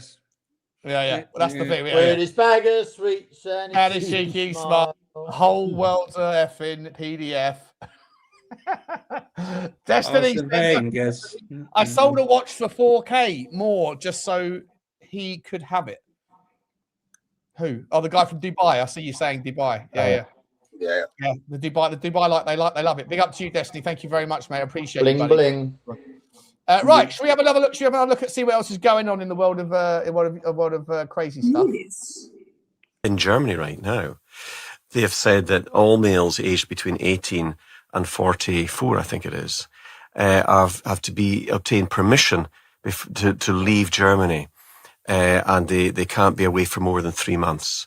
If France are following the same position, it is possible that Starmer may as well. So this. What do you think they're preparing for war? They're absolutely. They are preparing to put boots on the ground into Ukraine. They're obsessed with it. So Starmer can take the position. He doesn't want to go to war with Iran. He's not going to support Trump. But if he was asked by Ursula von der Leyen of the European Commission, go and put boots into Kiev, yeah, he absolutely would. That's a red line. Our own force commanders have been to meet with the Prime Minister, where they've said, look, what's the exit strategy? How do we protect against Russian missiles for our forces going into the west of Kiev? The Prime Minister and his team have no answers. No. And those British commanders were right to question it. So, but I think there is a build-up, for whatever reason, where we might see some form of conscription be employed here in the United Kingdom as well. People be called up between the ages of 18. Really? Yeah. Oh, yeah. I believe it's with a Ukrainian theatre in mind. Yeah, absolutely. Yeah, that's frightening. Well, it's terrifying because we're far more likely to have a nuclear exchange if we start going to war with Russia than Iran at this point in time. Yeah. And they are, as you said, Richard, they're feeling us out. The Chinese are feeling us out. And we're projecting all the wrong signals. Someone said gave me a really interesting stat the other day. He said, of course, Western civilization is screwed. And there's no way of saving it. And I said, well, on what basis do you say that? Well, we're going to keep fighting.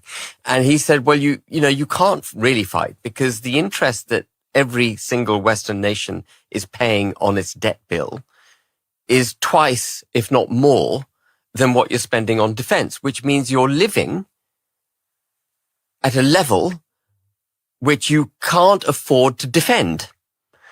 And that means you will fail. Yeah, fucking hell. That last thing's quite powerful. Basically, whatever your governments and politicians say, just do the opposite of it. You're probably better off. They say go to war, go fuck. Did she say boots on the ground? Yeah. Well, it's nice they've got underlay. What was that? Vonderlay? Underlay? Yeah. For a soft landing. You're all right, Johnny. You're not 44. No, so are you, Hugo. You lot are over 44. I'm prepared to sign up, mate. Howitzer. Would you actually? Let me ask you that. Would you guys, at any age, like if you were asked to go to war to defend your country, now, you think you are kidding, Mr. Putin? Right now, would you? Well, I don't think, like, the idea of going to war is obviously terrifying because I haven't grown up around it. But there's certain things that I would go. I would, if there was a civil war in the UK, which I think is coming. Yeah, I would get out and defend. I would defend, like, my local area or whatever. I'd do what I'd have to do. But in terms of, like, would I go to war with the British Army over a fucking corrupt Ukraine, a corrupt as fuck Ukraine? Absolutely not. Not because I'm a coward, but because I'm not fucking. I don't believe in the fucking war. The last people that fought for something which actually involved true British values were the very last survivors. There's only a couple left now from the World War. World War II, yeah? Yeah.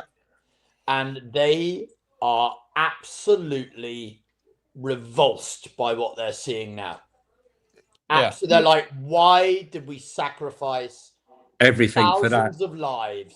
Yeah. For millions.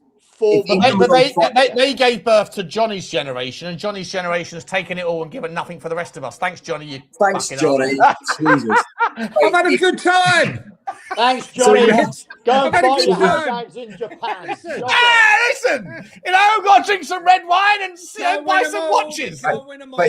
Johnny's generation have benefited from the Johnny's generation have benefited from the huge increase in property prices and like the lack of debt that they had to endure to get their properties. So they're a very lucrative generation of people.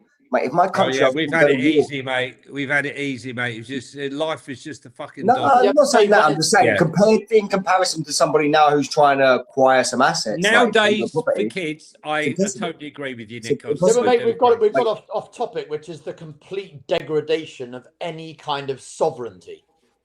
Yeah, mate. If my country... you tell me now what the tenets of being British are.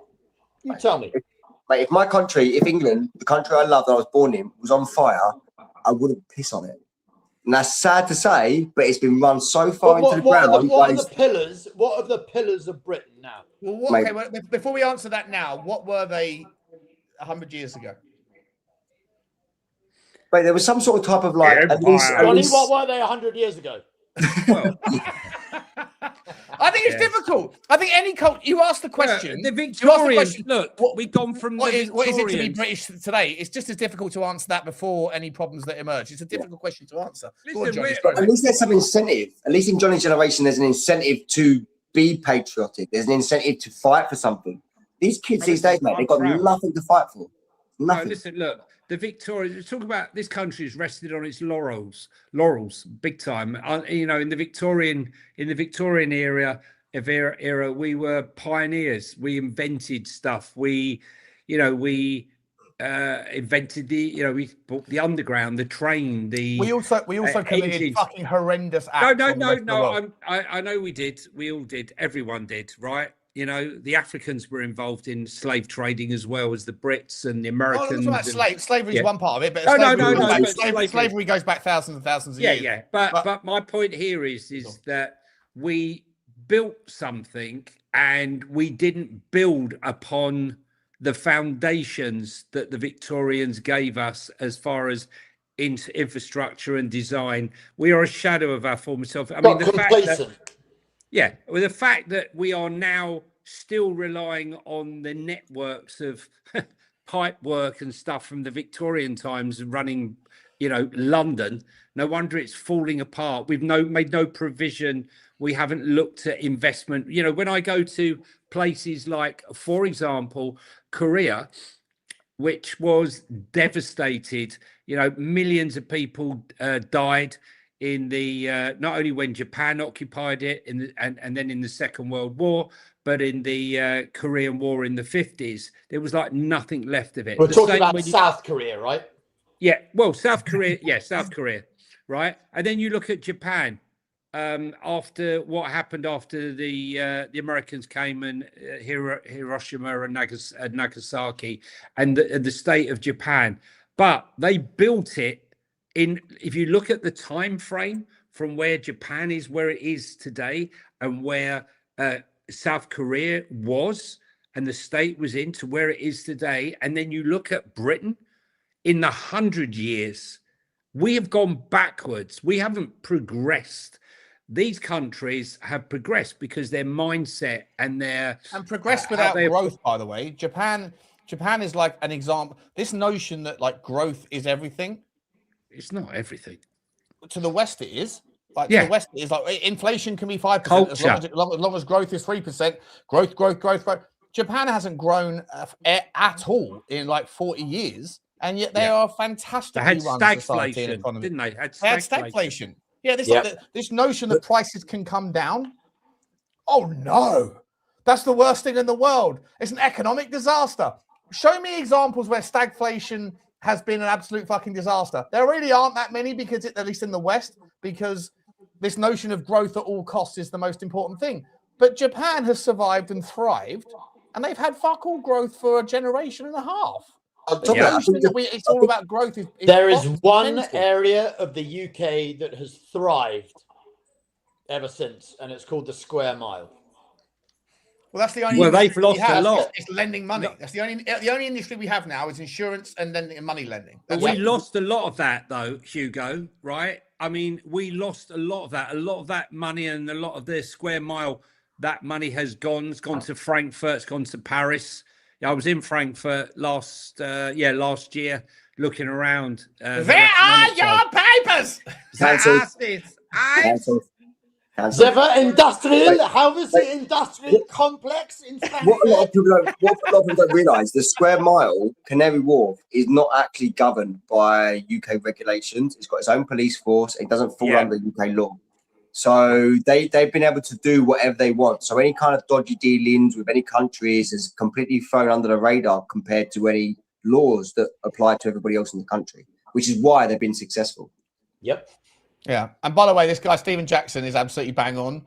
The reason why they love the idea of growth is because growth usually is outperformed by real inflation, even though they say the inflation target is 2.5%. In reality, the reason why the stock markets grow by 9% or 10% a year, and the reason why property traditionally goes up by 10% a year is because real inflation is 10% a year. And the reason why they'll manipulate the CPA and the RFA, whatever it is, to be able, or the IPA, to be able to get the fake number that everyone thinks they're living by, but in reality they're not. But the reason why they're doing that is because it's a debt-ridden culture, and the best way for governments to sort of get themselves out of debt is to not actually ever get out of debt, but to make the debt cheaper by inflating their way out of it. And it doesn't help any individual, but it helps the government, it helps the country operate in a different sort of more. It's a slow enslavement. It's slow enslavement. If your wages are not increasing with the inflation, then it's enslavement. So if, for example, you're making X amount of money a year and your wages go up maybe 1%, 2% if you're lucky, but inflation is at 10, 15, 12%, you're actually losing 13% on what you made against inflation last year. So the more that your wages stagnate and the inflation increases, the more you're being stripped. That's what people don't realize. Unfortunately, the only way is just to completely walk away from taxation. You've got to find a way out of the system and just completely just go, okay, take me to jail. I'll fight you in court. Maritime law, I'll learn it. I hear you. Matt, you know what? The thing about maritime law is, though, I've seen so many videos of people in America and people in the UK that are trying to, when they get pulled over by the cops, they go, I'm not actually a resident of any state. I'm stateless. I'm invoking my maritime law. Cops just go, shut the fuck up and get in the back of the cruiser, bro.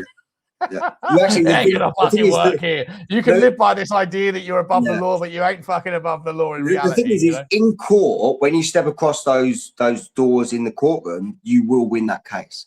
But on the side of the road, Yeah, do you want to be picking up soap in the shower in the meantime, though, Nick? Yeah, I don't know. Listen, I'm not saying call you Lubo, Nikos. I don't think that that's the case. Otherwise, you would hear about it. You would hear about this guy managed to get off a murder charge because he said I didn't do it under the common law. I did it via maritime law. And fuck you. Like, murder's different. We're talking about like if you're talking about the laws of the road, whatever fraud, anything. You don't actually need a driver's license to operate a car on the UK roads. But try and pull that trick in front of a cop when he pulls you over, bro. See what happens. Let me just explain. What will happen is the police officer is trained to apprehend you because you don't have a license based under his understanding that he's taught of the law. But when you go into court, there's certain terminologies, word spells that you use in which you can get away from the charge, and such things as journey. I'm on a journey. I wasn't. There's certain find me. Your homework is to find me a video that I've heard a lot of people saying that shit. You can't film courtrooms. Well, find me a story where someone's got off with a drink driving charge because he was on a journey. Drink driving is difficult because that you're operating a vehicle on a public road. So, but I'm talking about like there's certain terminologies you can get away through the law, such as driving without a driver's license. It's not necessary. It's not a crime to drive without a driving license on your person. No, but it isn't. Like I got pulled over a couple of months ago on the way back from Tottenham, and they said you haven't got insurance, you haven't got an MOT, you haven't got road tax, and you haven't got a driving license. And I said I have all of those things. Your information's out of date. And I was right; they were just out of date. But they were gonna impound the car. The only way I got out of it was by phoning my mum up and saying, "Are you at my house?" And she said, "Yeah." I said, "Can you get out of bed and can you go and get the insurance renewal ticket and then video it so I can show this person?" Because they were going to impound the fucking vehicle, Nikos. So I thought you usually have like a few days to go to the local Nick and show your docs. Yeah, the thing is on the side of the road, Sean, you're basically contesting your case against some two-bomb who's taught something. But when you go in front of a judge who actually understands the law and you've got a lawyer who can actually represent the law as it's written, it's a completely different story. So it's a case of understanding the terminology when you walk into a courtroom, just from experience. How many women do you think get away with? Cancelled. What first attracted you? What first attracted you to the large-breasted woman in the driver's seat? That's the real ticket. What a misogynist! Can we do a little? Has anyone seen David Hayes' performance on I'm a Celebrity? Oh, don't tell me the end of it because I'm just watching the end of it. So please don't. But you've seen the part where you must have seen about where he basically turns around and goes, "Yeah, look, I'm married to a girl now. You know, she was a fat girl, but she's now beautiful." And it's like, what's that like? She needed a personality. Beautiful girls have got pretty privilege, and they basically have shit personalities. And girls that were fat when they were younger, but and they lose weight. Well, they've got the benefits of having a ship of being fat because they had to develop their personality. And the entire world went, "You misogynistic prick!" And every real red-blooded male's gone, "Well, he's absolutely spot the fuck on." Let's be entirely honest. Nailed it. He's not lying, is he? Every pretty girl gets away with whatever they want. Every fat girl has to work a little bit harder. It's not. It's true. It's true. It's true. I'm going to do Destiny Turn here. I blame Eugene too. Shawnee, mate, I'm going to have to shoot, buddy. It's been a pleasure. Cheers, Johnny. I appreciate you for coming on, mate. Thanks so much, mate. Great day. Good night, Johnny. An hour and a half absolutely flew by, mate. Come on again, mate. Come on again. I have to. Guys, it's been a pleasure doing it with you. Love you, mate. See you tomorrow. The actress and the bishop. It was nice showing the screen. The reason he's being checked out early because he didn't get however many freaking Birkin bags in Japan. Now he's been given a. He's been given a. You bastard! Yeah. No burkas in Japan, mate. It was a pleasure sharing the screen with the better half of Football Week, by the way. Oh, you bastard! Yeah. You Thank bastard! you. You know it. Thanks a lot, Nikos. You go. Take care. Bye, everybody. Take care, everybody. Bye, Johnny. Thanks a lot. Bye. What a debut from Johnny. What a debut from the man. It's absolutely sensational. Real pleasure. He brought in the black. The first thing he said was, "You guys have got to check out the Black Dahlia." The Black Dahlia. I didn't know who that was. I'm gonna have to go and look it up now. It literally said she died in 1947. And I was like, that sounds like from 1940s. I didn't even know it, but I was like, yeah, like that was from the 1940s. Right, I'm reading about it now. Apparently, it's fucking horrendous. Apparently, she was she was mutilated, and there was a bisection of her corpse. Yeah. So something to do with Satanism. Something to do Good with on Johnny. Satanism. Good debut for Johnny. Give him Johnny a clap, I think. Cracking debut. Well, there's been, if you think about some of the really twisted, like Hollywood movies, like Boxing Helena and things like that, you know, like those What's are. that? You don't remember the movie Boxing Helena? No. Mate, if I show it on here, is it going to like block? Yeah, don't bring it up. Just tell us what it is. I mean, it's really messed up, mate. It's I'll just read the synopsis. So yeah, it had who did it have? Well, Bill Paxton was probably about the only actor you've heard about it or whatever else. But Madonna and Kim Basinger both backed out of doing it. And yeah, Atlanta surgeon begins moving into his research, blah blah blah. She harbors disdain for him, blah blah blah blah blah. After she suffers a high-grade tibial fracture in a hit-and-run accident, she attempts to leave the guy's house on foot. He kidnaps her and covertly provides her with illicit medical care in the confines of his home. He goes to the extreme of amputating both her legs. Later, following her attempt to choke him, he goes further by amputating her arms above the elbow as a means of keeping her under his control. Oh my God. So yeah, it's about kidnapping, mutilation, and like, you know, all of those kind of satanic parameters, basically about, you know, like control. There was a movie about that, wasn't there? There was a movie about it was a Stephen King movie, a Stephen King book that was turned into a movie. It's called I forget what it was, but where the woman like she's like a stalker of a book author, and then like he crashes in the snow where she lives, and then she basically takes him in and takes care of him, but then doesn't want to let him go. So she like mallet hammers her feet or whatever, his feet to. Anyway, yeah. It is all of that kind of like misery. You know, it is that kind of like manifestation of just the sick control and mutilation. And we talked about it briefly earlier, things like you know, the alleged Pizzagate and so forth, right?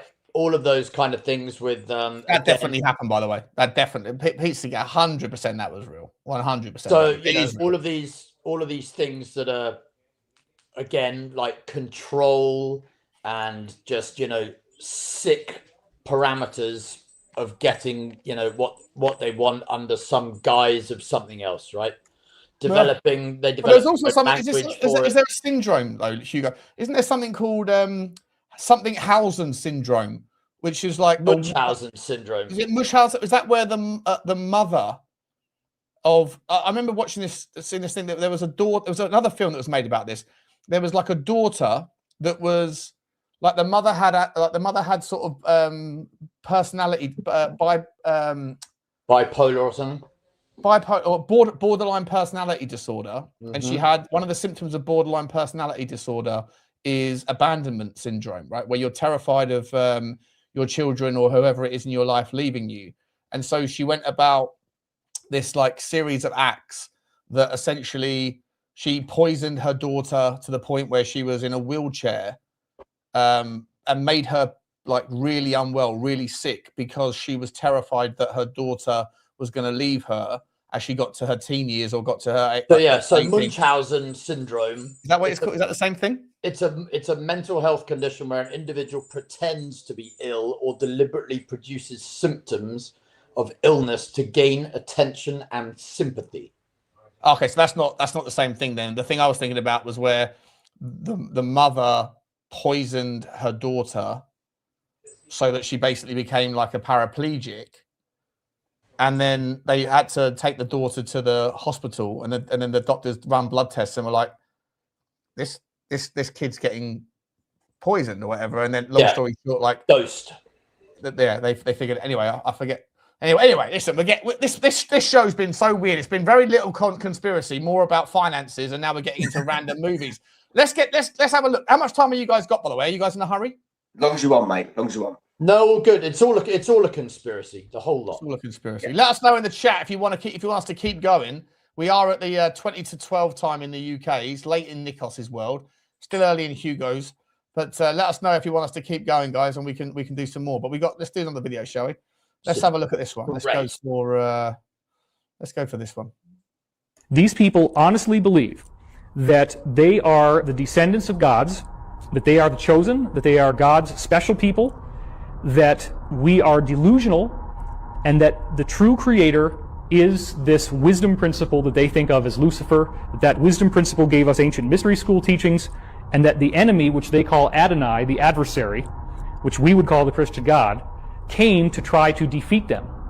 Then they even take it a step further and they look at texts like the Bible and they say that where it says in the end times that God will take the money from the wicked and restore it to the just, that we as a planet are the wicked and they are the just. So this is how they justify their financial corruption. They don't believe that we deserve the money. In fact, they believe that if they did not dominate us and if they did not control us and play all these games, that we left to our own devices would destroy our planet. So in some twisted rationale, they believe they are saving the earth. They believe humans are bad for the environment. We cause pollution, so they have to reduce population. Then they seed that into movies like The Matrix, where Agent Smith says that humans are like a virus on the planet. This is one of a variety of ways in which they will usually embed their teachings into the villain. He's the geezer who unalived, right, recently. Yeah. Interesting fact about that guy, actually. I don't know if you've come across it at all in your research, but that guy actually had $1 million of his own money invested in a jet propulsion company. He did? He did it, personally. Over the last 2 years, that company now is like filing for bankruptcy. Is that why he unalived himself? Or do you not think he did unalive? No, it's only just recently, over the last couple of days, I think, over the last week. Yeah, he passed away like a week ago, right? He was the latest. He was the latest in the because he was attached to like the 13 or 14 scientists that have all gone missing or whatever else. I think on the last show we was credited him with being an author and TV shows and stuff, but I didn't actually quite realize like what his investments were. Like I looked into his investments a little bit, but yeah, he had a personal $1 million investment in a jet propulsion company, and as soon as he's died, the company's now filing for bankruptcy. So I don't know if that's a conspiracy we need to go down, but it's kind of a bit of a weird thing. It ties into the scientist thing we was talking about as well. I didn't realize he was. I mean, I think just for what it's worth, I think that I'm glad I brought that up after Johnny's left, because I think that what he was talking about there was Jews, right? Yeah. It looked like what he was talking about was yeah. So. Is there any I mean, listen, I think there's a hell of I don't know. My Instagram feed is full of content. Like every time I swipe up looking for things, I've got like I'm starring them because they're interesting content, not because I feel a certain way.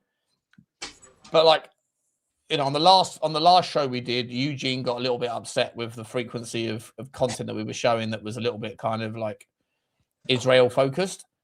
And obviously, I don't want to also expose Johnny to that because I know Johnny's sort of Jewish as well. So that's why I was sort of avoiding it tonight. But like, there is like at the moment, you could make an argument that the algorithm is pushing a certain narrative, because I've never like every time I scroll, it is like Israeli based or Jewish based content that doesn't paint them in the nicest picture. It is a little bit. It is a little bit weird how the frequency of that stuff versus the anti-Zionist. Yeah, anti-Zionist is the best way of saying it. It used to be suppressed. That information used to be suppressed. So to a certain degree, it would be censored. So people that have spoke out about this stuff up until recently, until this year, would lose their platform, would lose their social media accounts, their shadow banned. There's all these different mechanisms for this information to be suppressed, but there seems to be a reason why this is being highlighted now and why this particular country. But some of the content that I see talks about like the rebuilding of the third temple, which is essentially what he was just talking about, which is the Illuminati. Yeah. but like the coming kind of crescendo of politics, and part of that process is for the world to turn against Israel. Actually, you're seeing the content that's saying it, and at the same time you're sort of witnessing it, because every time I see a good video, like an interesting video, not necessarily because I subscribe to it, just because I think it'd be cool to put it to the art, I put it into the things to bring up occasionally. I look at the comments, and it's mad how like the current zeitgeist of it, at least in Instagram. I don't use TikTok, so I don't know, but like the comments are like very much pushing, like everyone sort of like feels a certain way. But then I've seen videos that also say, check this out, right? And then she's got two phones. This girl's got two phones, and she's like, I'm on Instagram. This is my phone. This is my boyfriend's phone. And she's like, here's the same video by the same person. And she clicks on the comments, and one of them is saying basically, fuck Israel. And the other one is saying, you're all fucking anti-Semites, but in order, in chronological order. She's just clicking on the comments and back, and she's like, they are feeding you an algorithm based on you, and they're reordering the comments, or maybe the comments are not even the same based on what you're seeing. And I'm like, I don't know if that was just like sort of curated by the person who put the content out, but let's just take it on face value. If that's true, that's fucking sick. That's super sick and dangerous that they are taking one person's algorithm, and then when people look at the comment section, they're pushing a certain narrative, because people might look at the content and then look at the comments for validation of whether they should feel a certain way. And then the other person looks at the same content and then looks at the comments to see if they should feel a certain way, but two people looking at the same piece of content and being able to feel the entire opposite of each other. Some fucked up weird algorithm, and it's pretty scary, the manipulation, the levels of manipulation that's going to that degree, right? I think personally they're pushing this narrative so that, like what happened in London today, is that people do gain their public support for some sort of type of reaction to Israel. I do think that's what they're pushing. I think the objective here is them to do that, so that then when there is a reaction, they can get to the point of rebuilding that temple. You know, like I mentioned to you earlier on, I do think it's prophecy. I do think it's something that is inevitably going to happen. But I've got a little list of who potentially will be that, like the Antichrist that sits on that throne at that temple. You know, I've got a little list. You know, like I'd be interested to know what other. You got a short list of potential candidates. I have, yeah. What, that are alive right now and that are in the My thinking behind it is top three. Go on. Okay, my thinking is it's got to be someone under the age of 50. So that rules out the candidates, the Netanyahu's, the Trumps. You know, most people would go there. My thinking is somebody that's in a youth culture. So my number one candidate would be Mr. Beast. He's the top streamer on YouTube. I do think Mr. Beast is going to be the Antichrist. I think personally, again, wow. I don't hate you, because there's a lot of weird shit about that guy out there, isn't there? He's part of the Rockefeller Foundation, so he's part of the Rockefeller Foundation's contributions. He's come out of nowhere. He has the biggest streaming channel on YouTube. He's the most watched person on YouTube. It just seems like that would make sense to attract a certain age, and he's got a lot of like, there's a lot of things in the little skeletons in that closet. You investigate here, there's a lot of accusations about him doing. There's a few things that have stuck out for me over the years, like not to sort of get too into it, but he was pushing the LGBTQ stuff because one of his co-presenters a few years ago was actually someone done a transition from male to female. I've picked up on, obviously he's anti-flat Earth, and again lots of things, but just I've picked up on things over the years. I'm like, this guy seems like he's paid, you know. But again, to get back to the point, I don't think anyone gets as big as he has. Without, don't get me wrong, his content's good, right? But I don't think no one gets that much success, that much continued success, unless you're involved. Like the financial support that he gets is unprecedented as well. Like, a lot of people don't realize is how much money has to go into each of his videos, how much he gives out. Obviously, there's lots of allegations against him and his company and his products and the things that he promotes, his crypto scams. Like there's lots of people. All right, so he's number one. Who's number two? Eugene. No. Do you reckon one of the Jake Paul or one of those Pauls, like one of the Paul brothers? No, I don't think so. I think maybe too stupid? potentially someone from one of the rich families, maybe a What about Harry? Rothschild, maybe Harry? one of the royal Prince Harry? families, a Rothschild, a Rockefeller, one of their younger children who falls under the age bracket of under 50. I think They used to say Prince William was the Antichrist. I know that was knocking around about 10, 15 years ago. He probably falls into the criteria. Like I said, you got to think like this is a bigger picture. So this might not even be in our lifetime. So it's in the next lifetime. So you got to think of somebody that's young enough to be able to be there in that moment that can control. I think the speed at which we're moving forward. I think we are in the end times. I think there's, next 10 years there'll be another pandemic. This one's gonna take out all the people that refuse to get the last vaccine, and then they'll use that as the mechanism. I don't know. Like there's a way that they're smart, mate. There's people out there that are very intelligent, that have got all the money in the world, so they haven't got to do the rat race. They haven't got to worry about getting their deadline. All they do is they get together every fucking day and they sit in an office somewhere and they just talk about this shit and they kind of play out the game. They kind of go, right, well, let's like action this out. Where do we want to be? How do we get there? And then what are the potential hiccups that can come along the way? And they've got their plan A, plan B, plan C, the opposite of Tottenham Hotspur. Yeah, I think also to fit into the criteria as well, someone like Elon Musk would be a candidate. Someone like Jared Kushner potentially would be a candidate because of his relation to that particular part of the world. I think there's a few. Does he still live on 666? Yeah, yes. Fifth Avenue or whatever. Fifth Avenue, yeah. 666 Fifth Avenue, his registered business address. So I think there's a few candidates, but I think to answer your original question, who are my top three, I think I'd probably put Mr. Beast, Elon Musk, and Jared Kushner. Mr. Beast is out there. It's wild. Mate, it's wild. But remember when you had it first. I hate it though. He likes to buy islands, by the way. He likes to buy islands and give them away to young people. It's not too crazy. We were doing pats on the back while we're enslaved in our chains. Remember where you heard it first, Yeah. Fair enough, mate. Fair what enough. About you? How about you, Sean? What would you say if you was to throw something random out there that this prophecy was? Who's the Antichrist that will sit on the third temple? Top three potential candidates. Fucking hell! I mean, I'd never even thought of it. So you're asking me to speculate live in real time. I listen. I think that. I don't necessarily. I hear what you're saying about going young, so they've got time. But I think you could make an argument that there are certain people that are presenting themselves as Messiah-like figures right now. Yep. And I don't know. That could just be their ego going to their head. But like, I do think Donald Trump. I mean, I used to be a Trump supporter. I used to sit there and kind of go, well, I think this guy is the best of a bad bunch.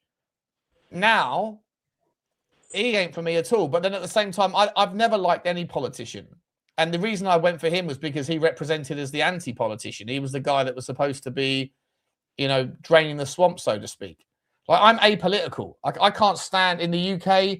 Like, I can't stand Keir Starmer. I can't stand what Labour are presenting us as an option. Polanski, the Green guy, that guy's a fucking moron and a buffoon and a really, really scary guy.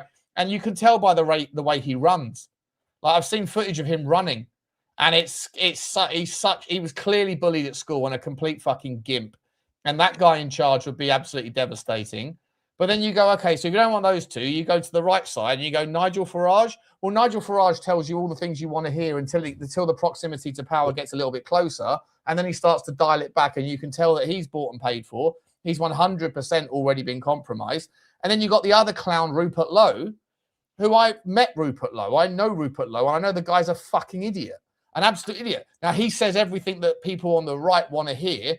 Oh, we're just going to kick everybody out and all that stuff. That's not the right way to go about it either. And he hasn't got a fucking clue about the economy. He hasn't got a fucking clue about business on a global scale. And he certainly doesn't have any foreign policy strategy. So, like, again, that's just one country and one set of examples. Like, I don't rate any of them, but I don't know, because I also don't like the idea of like a plumber or a lawyer or a fucking footballer being in charge. So I don't know I think you have to sort of shake hands with the reality that if you were just to hand over power and the politics of the world to a bunch of amateurs that have never done it before, there would be an absolute shit show that would unfold. So you do need some level of experience to know what they're doing. But all of the people that are experienced, well, they're all corrupted fucking assholes that are already bought and paid for. So I like, pick your poison, Nikos. For me, like that's why I'm so depressed all the time, is because I got Tottenham Hotspur as my run release, and they let me down every chance they get. And then I look at the present tense in the world of politics, and I go, we're all fucked. And I look at the future, and I say, well, I don't know what we're supposed to do, because every solution is as bad or more scary than the last. So I don't know, Nikos. And as far as who is the Antichrist, I don't know, man. I've got no idea. But again, someone that's wealthy, someone that's in the elite, and someone that's popular. But you know what? They are all fucking terrifying, mate. So you know who I reckon might be one of the candidates? What's the name of the original founder of Twitter? Yeah, that guy. Yeah. He's gone quiet, hasn't he? He's gone quiet. Yeah, he's a fucking like founder. He's got of Twitter. more money than God nowadays. What's his name? Jack Dorsey. He's a yoga fucking weirdo, and he's like I would suggest that would be right up that street. Good job. What about someone like the obvious candidates? Like, if you'd have sent to me 10 years ago this question, I would have said someone like Bill Gates, maybe Jeff Bezos, maybe even as far forward thinking as someone like Barron Trump, being conditioned into that kind of like, well, but then he's a time traveler, that kid, isn't he? Time traveler. Yeah, someone mentioned on one of the previous shows the Barron Trump books. You know, like it's prophesized. You know, this is all being played out in front of us as a theatre. You know, but again, we're all speaking hypotheticals here. But if, for example, what we're watching right now is the destruction of what potentially could be Israel and the rebuilding of Solomon's temple, there will be a Antichrist, the person that sits on that throne first. So it's got to be someone popular. It's got to be someone young enough for all this to take place and be rebuilt and all this stuff. So someone that's not in their 80s. But there's lots of criteria here. Do you buy into this notion that he might not yet be born, or maybe he's a kid, but that when they went into Iraq in 2003, one of the first things that the special forces did was to go and seek out the burial ground of one of the descendants of Noah. I'm trying to think of his name. Hang on a second. Let me get. Hang on. Who was the offspring of Noah that the US forces? James, give me 5 minutes. I'm just going to take the dogs out quick. All right, mate. Thanks, buddy. I'll be right back. Burial ground of in Iraq. I'm trying to think of the fucking name of the god.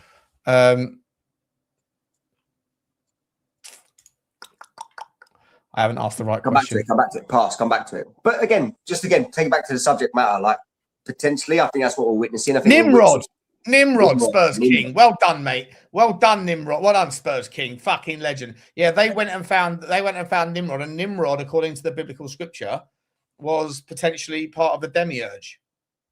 Yeah. And they went and found the guy's fucking tomb, so they can extract his DNA, run some clone on it, and then Bob's your uncle.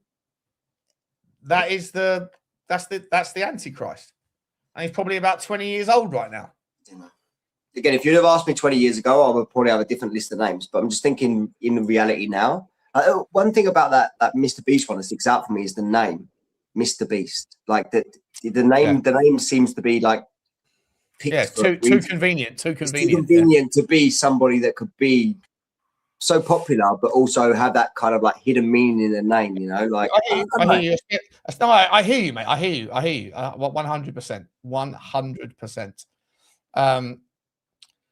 Yeah, it's a good shout, mate. It's a good shout. Should we do another video? Yeah, do it. I'm gonna see if I can find one that's sort of still on where we're currently at. Time flies, doesn't it? On this show, like Johnny said, mate, time flies. 2 hours and 20 minutes, mate, just talking bullshit. Talking absolute bullshit. What are we doing here? What's this one? No, it's not it. Hang on. What is this? A satanic That's terrible. Forget that one. Have you refreshed these videos? Have you? No, I haven't. I'm not uploading some more in a minute. Let me see what this one is. Not one single fast food restaurant in the United States owns or operates their own beef farms. Not McDonald's, Wendy's, Burger King, In-N-Out, none of them.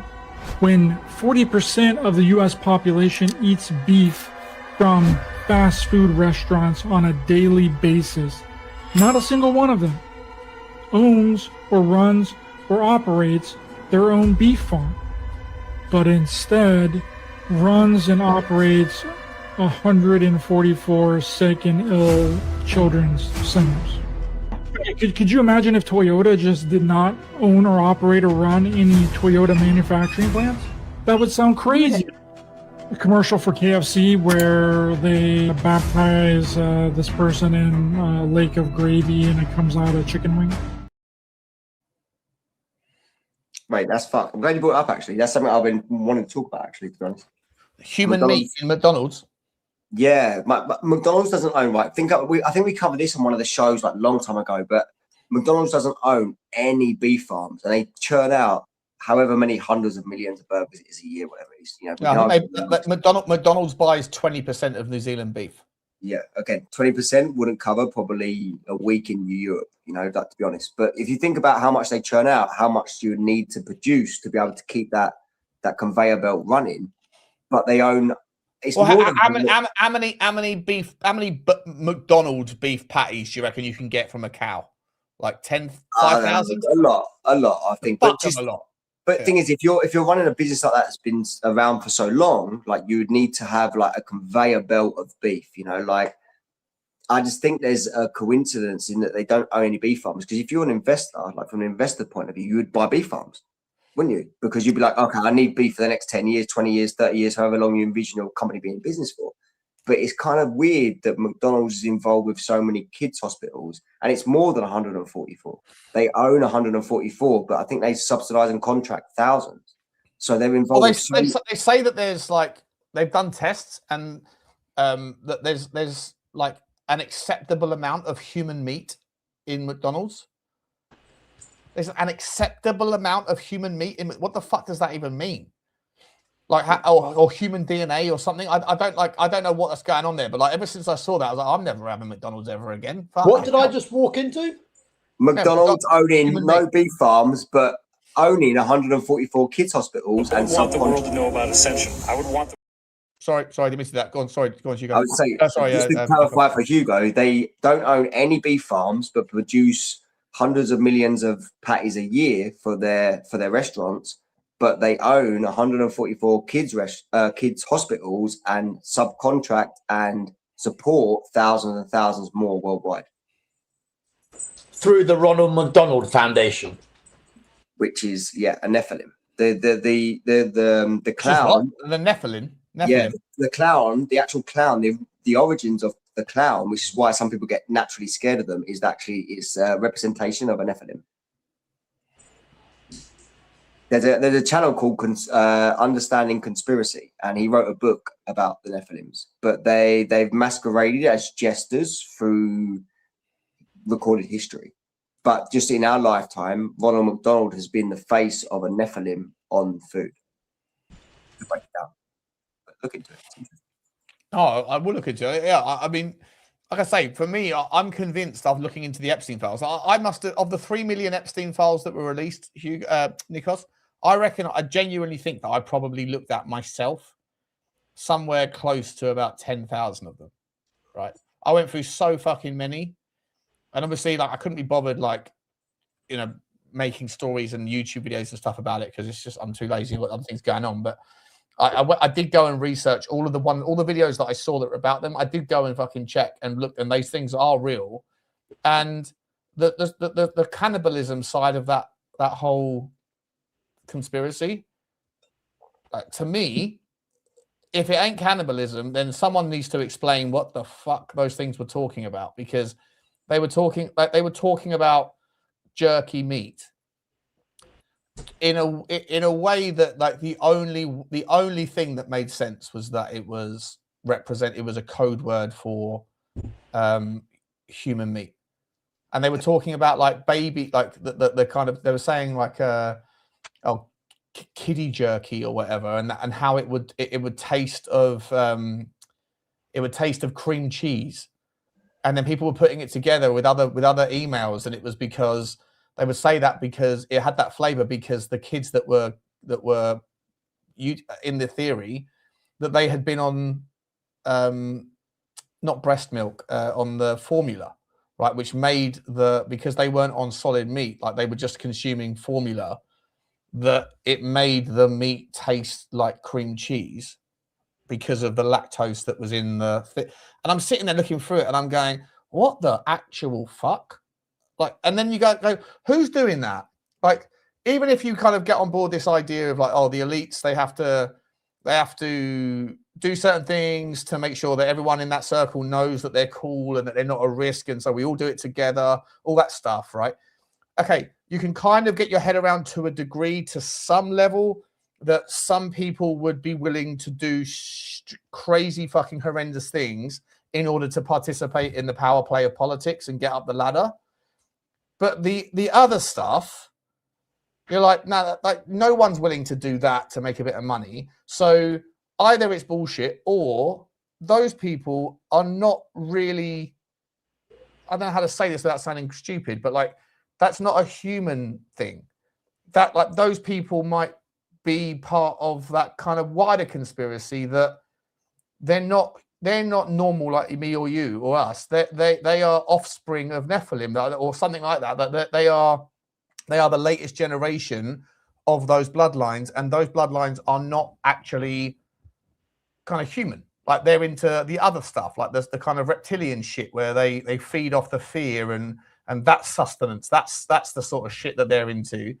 I know that sounds fucking wild and weird, but when you actually look into the Epstein files and you read them to the degree that I had, like you either kind of go, this is just too fucking weird and it doesn't make any sense, or you start to go down a kind of thought process of like, okay, I'm at that point now where I'm sort of like considering it. Okay, so now I'm going to consider and like have some level of assumption that stuff's happening. And now I'm going to read it from the perspective of that's where I'm at.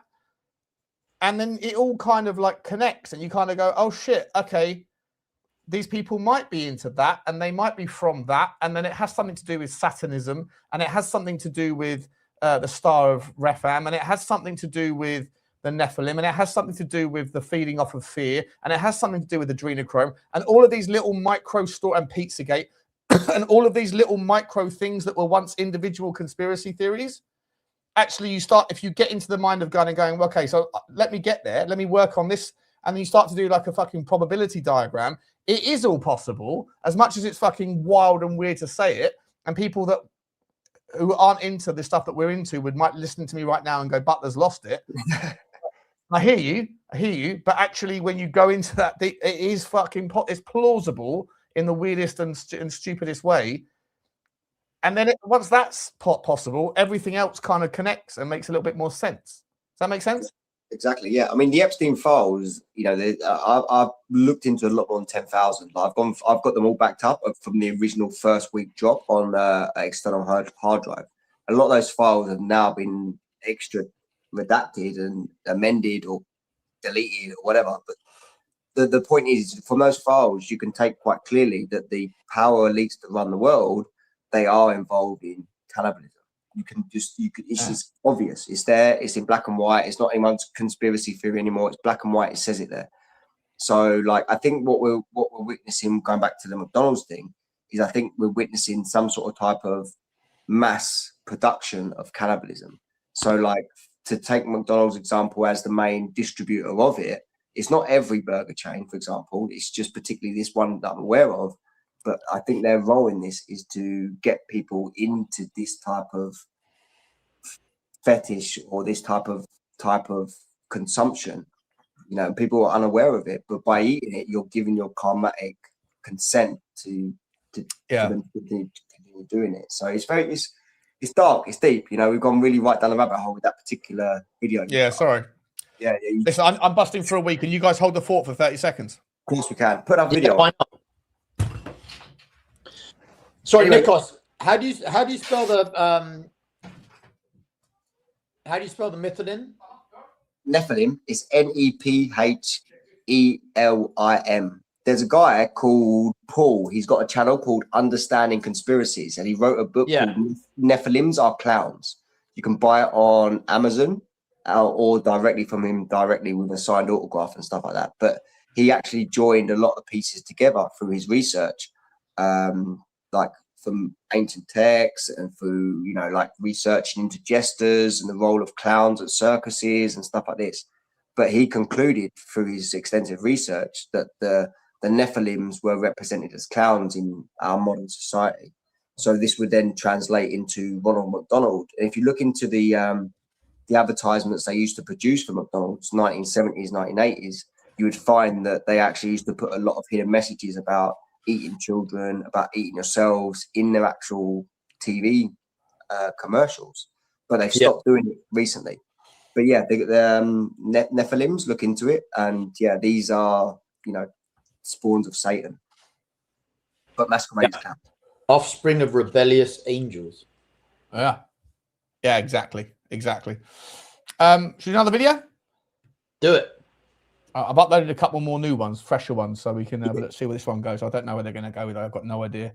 Let's have a look at this one. It's the end. If it's not the end, it needs to be the end. That's more. That's a politics one about UK. That's not going to be interesting right now. Let's have a look at this one. What's this I would want the world to know about Ascension. I would want the world to know that we are very, very close. And all the people on the inside know this. This is the key of disclosure. We are very close to some sort of energetic shift that the sun is going to do. There have already been multiple experiments, I've heard this from several insiders, in which they take ordinary folks and they put them into a room and they zap them with the energy that our sun is going to give off when we go through this change. They become very blissed out. They start to get really telepathic. They can move things with their mind. Everybody kind of goes into a psychedelic trip. Our government knows that this is going to happen, where there's no veil left, where we are wide open to reality. First of all, I love the fact that other people just take other people's content like I do, but they just they record themselves just in the bottom corner going, ooh, ooh. And they're like, my content now, fuck you, I'm going to get some subscribers from it. And by the way, guys, smash the like, smash the subscribe. Big up to them. By the way, I don't know if I've done this yet. Have you guys been subscribing to Nikos's channel? Here it is. Here it is. There's Tinfoil Transmission. Please make sure there's 150 of you here. Unbelievable numbers, by the way, tonight. Unbelievable. Can you please, all of you that have got access to your YouTube and to the comment section, please just click that link there and then go and subscribe to you as a Nikos, because Nikos puts. Yeah, look at the chat. The chili chit chat and the you know, how to look at your super stickers and such. Yeah, the super chiddly chit chat is there. Big up to you, but please do make sure that you get onto Nikos's thing. A couple of super chiddly chit chat. What's Matt C say? Big up to you, Matt. He says, I put you in a reply on an X post. It's a Tottenham rated, but I think it's a genuine conspiracy. They want us down. Big up to you, Matt. Big up to you, Matt. I'll take a look at that, mate. Big up to you, buddy. We're not going to deal with Tottenham tonight, but we might deal with Tottenham conspiracies on the next show, mate. I appreciate you, mate. Thank you very much, Matt, mate. Appreciate you, buddy. Very cool of you from Canada, eh? And Daniel Field has put in a super sticker as well. Big up to you, Daniel. Very generous, Daniel. Choo-choo to you, bro. Thank you very much, my man. Very, very cool of you, bud. Thanks. Appreciate you guys. Appreciate you. Demonetized streams and super chats are a lifesaver. Thank you so much. And Destiny, big up, Desto. How you doing, my man? Good to see you, bud. The White Heart, big up to you, buddy. The big up to you, mate. Thank you very much indeed, my moderator, man. Appreciate you, bro. Appreciate you very much indeed. What was that video we just saw? What was it about? Ascension.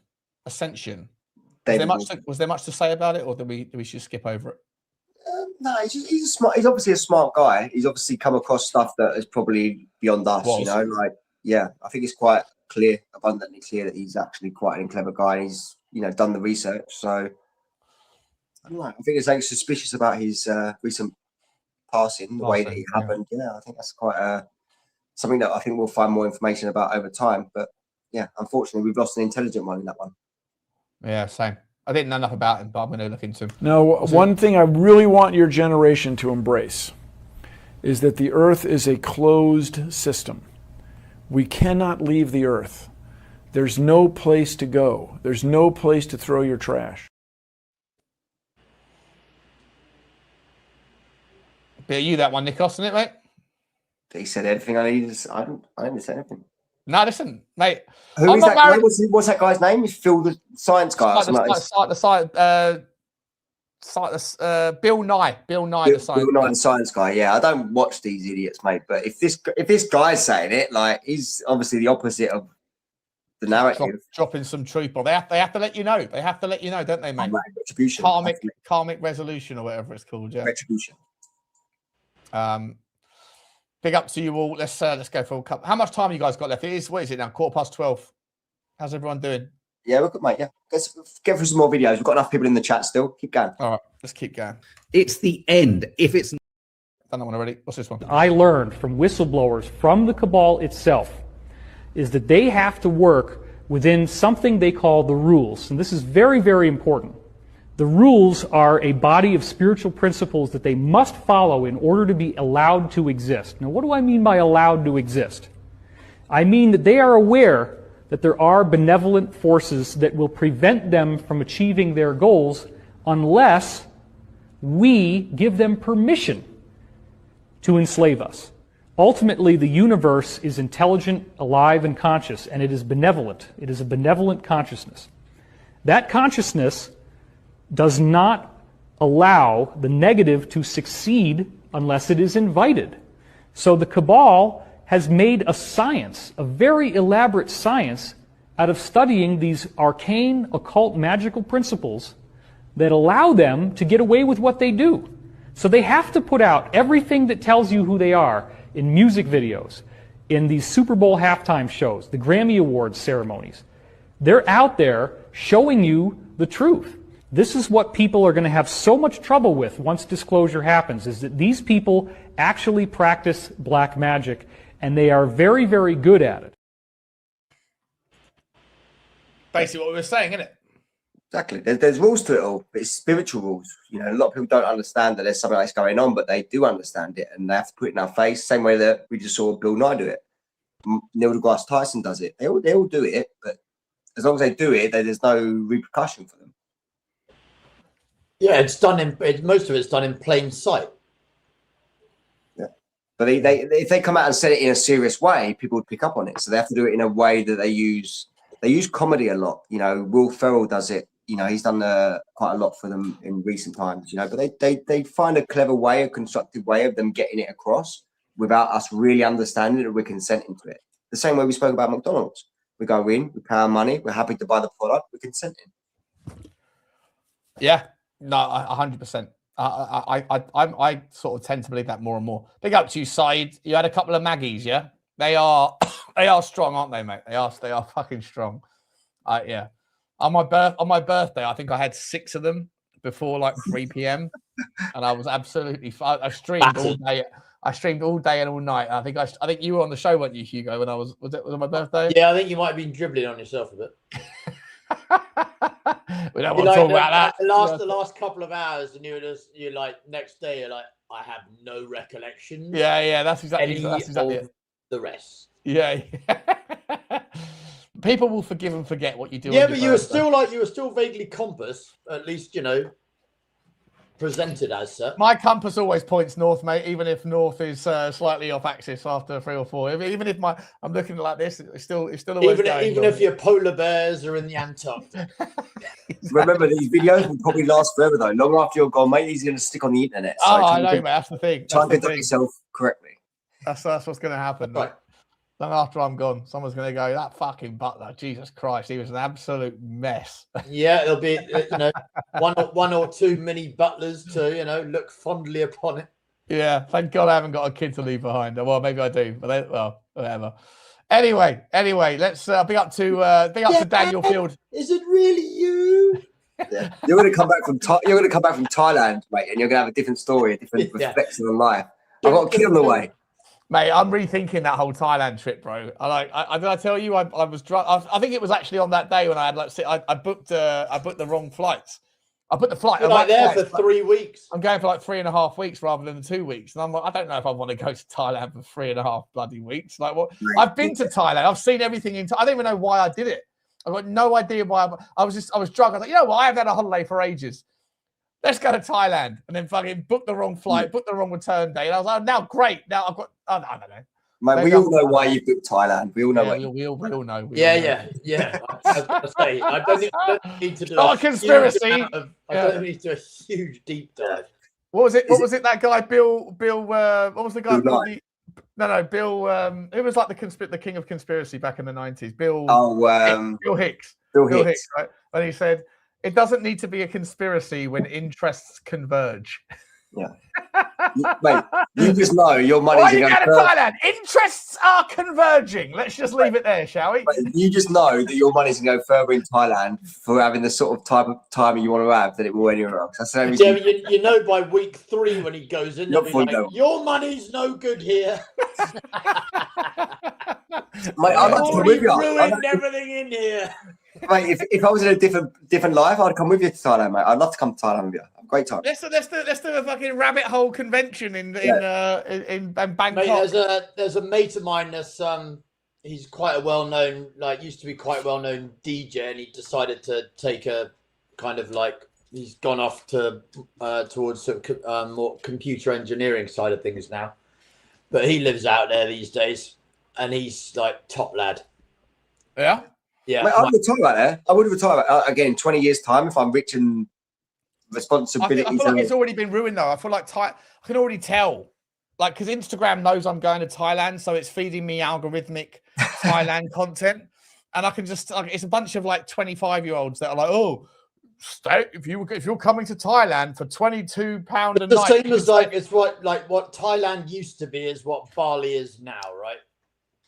Oh, I think Bali was gentrified before Thailand. I think probably what Thailand used to be is what Vietnam probably is now, or something like that, Cambodia or something. So that's probably where you want to be. But I don't know. The thing is about Bali, when they had the COVID lockdown, Bali was one of the first places where it was completely shut their borders. So if you was in there as a tourist, you were stuck there. So you don't want to be somewhere like that. Somewhere like the Philippines or Thailand, you've got that bit more freedom to move around and stuff. There's not really in places like. Listen, if they shut the borders and I can't come home, then here's what it is. Here's what it is. You are stuck there, mate. We'll be getting a phone call in December. Oh, by the way, I'm in the same predicament. I'm here, Dad. Yeah. You want massage? No, I want to go home. Here's an interesting one for you, actually. Here's an interesting one for you. Can you imagine? Wrong. Surely there's a certain level though where you've maxed out on wrongness. Yeah. There's a certain level, surely, where there's nothing more to do. It won't ever change until you become a dad, and then then it changes 180 on you. But here's an interesting. I'm not going to become a kid. I'm not going to become a dad, mate. Mate, none of us do, but it happens. Mate, here's an interesting one for you, right? A couple of people brought up in the comment section here and previously and other stuff about the COVID stuff. If you write COVID down and then you write it backwards, it spells out divuk. A divuk is a evil possession. It's an evil possession. So, if you ever come across a divuk, have you ever come across a divuk? They're doing it again, aren't they? The reversal game. COVID's come up a couple of times. I haven't said it, but I wanted to say it because I keep forgetting to say it. But have you ever come across a divuk box, which is a box that's got a spirit attached to it, and people go into the woods and they do all these rituals with it and stuff like that?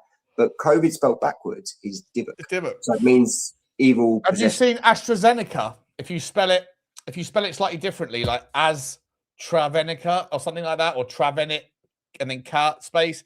If you put that in Hebrew or in Latin or something, I think it's Greek. Greek, it comes out as a long, painful death or something. It's there's all this shit, all this hidden stuff people find, And you can just look at logos. I'm pretty sure it was the guy. Who was the guy who was the head Freemason who also predicted the 3 world wars? I forget his name. He wrote a book about alchemy, and he said there was a statue. I forget what someone in the chat will know. Who's the guy I'm talking about? The head Freemason in America in the 1800s who predicted the 3 world wars. But he said if the average person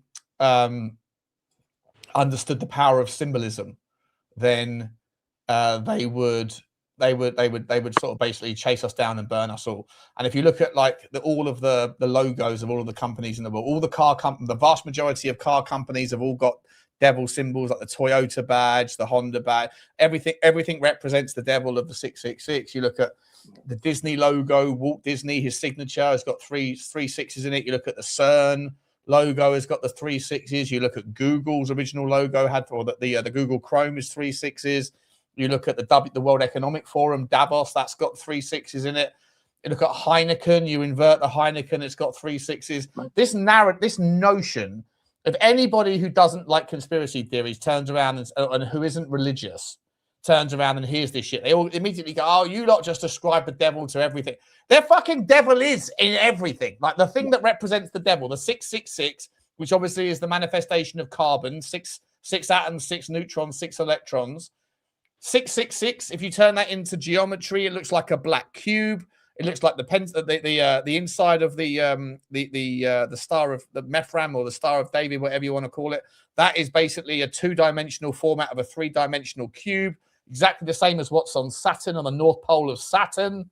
Saturn sounds like Satan. Satanism stems from Saturnalia. Saturnalia is all about the fucking gift giving around Christmas time in the old Rome. It all comes back to Saturn. I can't stress this enough. Everything with regards to the beast system, 666, it all has something to do with Saturn. And by the way, when Saturn is visible as a planet and you can see the rings around Saturn in the sky, it looks a hell of a lot like an eye. And the eye, what's the eye from? All-seeing eye. The all-seeing eye, my man. The eye in the sky, the eye in the pyramid, the eye in the fucking... Plus, in the whole like study of of the zodiac and so on, is like when Saturn is passing through your sign, it is usually not a positive experience. It is usually when you undergo challenges, when karma is very prevalent. Yeah, it was Albert Pike. You're absolutely spot on. Albert Pike was the guy. Thank you, Scott. And you're spot on as well, Hugo. Saturn, Satan, Saturnalia was on Christmas time, or it wasn't Christmas time at the time because there was no Christmas back then. But it was. They used to have these festivals in Rome where they would rituals where they would give out presents and give out gifts, and it was always the 2 weeks after December the 7th or December the 10th, whenever it was, which is the same time as our Christmas now. And our gift giving under a tree that had the star on it, and the star then was the Star of Rephram again. All of it all comes back to the same underlying tone around the beast system, and that every fucking thing, everywhere you look, in symbolism, in corporatocracy, in the defense, in the military industrial complex, this shit. All of the things that you see, all of this stuff, you see all the celebrities doing that. What is that, right? You see the video, you see the pictures of every single, Ed Sheeran. Your mate Deli Allen used to do it, didn't he? They all do it, right? This stuff. Can't remember this thing with Deli Allen. It's all 666. It's all worshipping the beast. It's all compliance. At some point, you have to kind of go, what is going on? And how are people that are unaware of it, when they hear it, how are they not going, there's so much of it, it's difficult to ignore. It's difficult to ignore. Wait, here's a new one for you, Sean. Put on your list there. If you pull up a picture of an electrical pylon, we talked about pylons over the last couple of shows. They actually design a pylon that conducts the electricity through every single country in the world, are actually in the shape of bow. You want to get a pylon up? Pick up a picture of a pylon. Okay. Just a standard pylon. Find one on Google. Whichever the first one. This was a new one on me. Yeah. We spoke about this last time briefly, but it wasn't so much about that. It was about the idea that energy travels through. The reason why they have pylons is so that they can, it's closer to it's away from the ground or whatever. The ether, or it's in the ether or whatever, where there's free energy. But I just think it's because they want to keep it away from people walking into electricity cables. But I'll let you go with it. Which pylon? Which pylon do you want me to go? There's also different pylons like around the world, but the standard one that's produced is in the shape of bow. So there's ones that have got like the upwards bits. I don't know if you've got one there. I'll find one. I'll bring it into the chat on the next time. I'll put up some pictures of it. But basically the standard production that they make of these pylons is in the likeness of a bow with two horns, and it's like curved at the top like a head, and it's so when you're driving down the motorway, subconsciously you're seeing that one of them. You can't see it? No, not that one. I'll find something for the next show. I'll send some pictures on the next show so I can bring it up. But yeah, the standard pylons, because there's a few different ones, but the majority of the ones they mass produce these days are actually in the shape of. Yeah, listen, I mean, I'm at the point where thank Christ for this particular channel, because it's reintegrated me into going and checking out this stuff. Because I used to be, when I was 16 years old in 2000, I remember I stumbled across David Icke. Someone at school or college, left a book. It was The Biggest Secret, and they left it in the economics class I was in, and I picked that up and I took it home and I was reading through it. I was like, what the fuck is this? And it was the start of the internet, 2000. So the internet was like 56K or IDSL or whatever, ADSL. And I remember going and downloading, and I got hold of a David Icke, an hour or an hour and a half long show. It took like 3 days for me to download the file.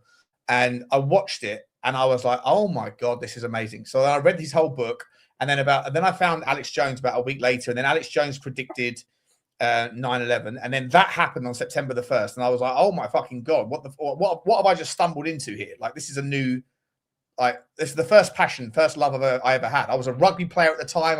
I wasn't drinking, never done a drug in my life, didn't smoke, didn't do anything. And then I fell in love with this shit. And then I learned about Bohemian Grove.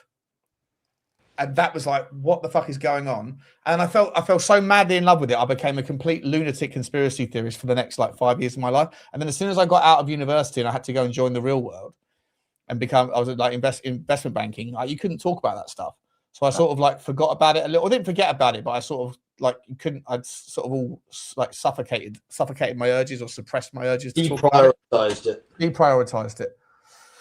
And a lot of the shit that I used to know, if I was speaking now with the shit I knew back then, I would be like fucking just I've forgotten so much of it. But thanks to you, Nikos, and thanks to the boys, and obviously Hugo, if you're into this stuff as well, but thanks to Eugene and Teflon John and the boys that are on the show, I've reinvigorated my love for this stuff, and it's all slowly coming back. It's like a second language. Like, you learned French at school, you were almost fluent, and then you haven't spoken it for 10 years. It's still in your brain somewhere. You know, it just takes a bit of time to find it again. But everywhere you look, Satanism is absolutely everywhere. Yeah. Absolutely fucking everywhere. This could be your legacy, Sean. People aren't going to come back and watch Spurs talk shows in 10 years' time that you've done about Wilson Odobert or Matthews Tell, but this is the sort of stuff that actually leaves a legacy out there for people to actually evaluate you in a different way. So this is a credit to you, and probably your best show. Lunatic. Maybe. Most of the I thought people, that guy was smart. Now he's a fucking donut. Look at it. But most of the people that start off as conspiracy theorists look like lunatics at the beginning until they're not. Yeah. I think there's more people that are into this stuff now than ever before. Yeah. Do you have a chance to look up that mate of mine I told you about? Sean? What was his name again? Jack Kidd. Jack Kidd. I didn't have a chance, no. Jack Kidd with a double D. Yep.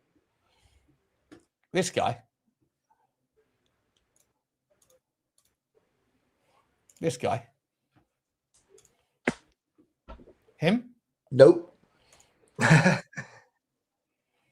Like, you can, there, the younger one that looks about, that's this one. Yep. But if you look back now, type in QAnon.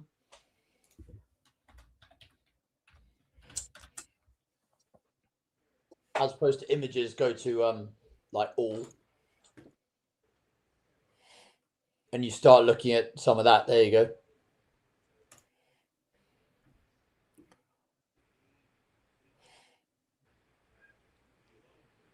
I'll have to look into him. I'll definitely look into him. Jodie Kidd's brother, yeah?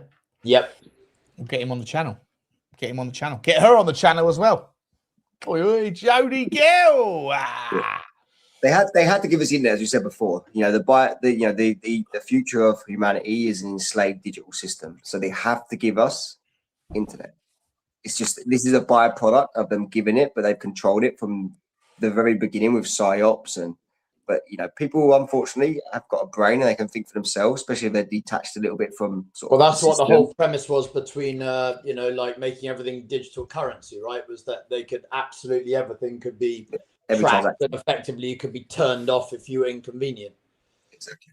Yeah, that's the whole point. The whole point of the digital system is so they can completely enslave you, and you will do exactly what they say. How Otherwise, do you escape it though? This is the most depressing thing about being a conspiracy theorist. Then you go into like the realms of like quite often cinema precedes reality, right?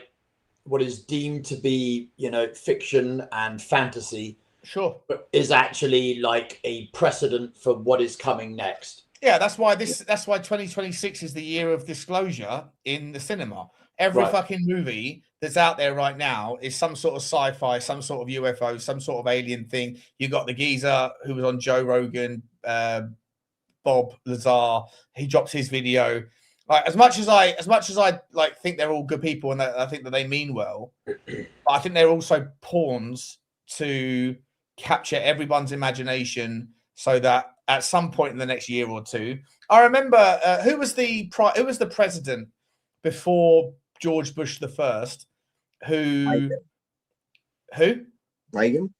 Reagan, right? And he said, what before George W. What? Not George W. Bush, before Reagan back in the 80s, right? Whenever he was, but Reagan, when he said, I often think to myself, when you look at the division in the world and left versus right, or this country versus that country, what would it take to have some unifying force that would make us all forget our own squabbles? And he often thinks that it would require like an alien invasion.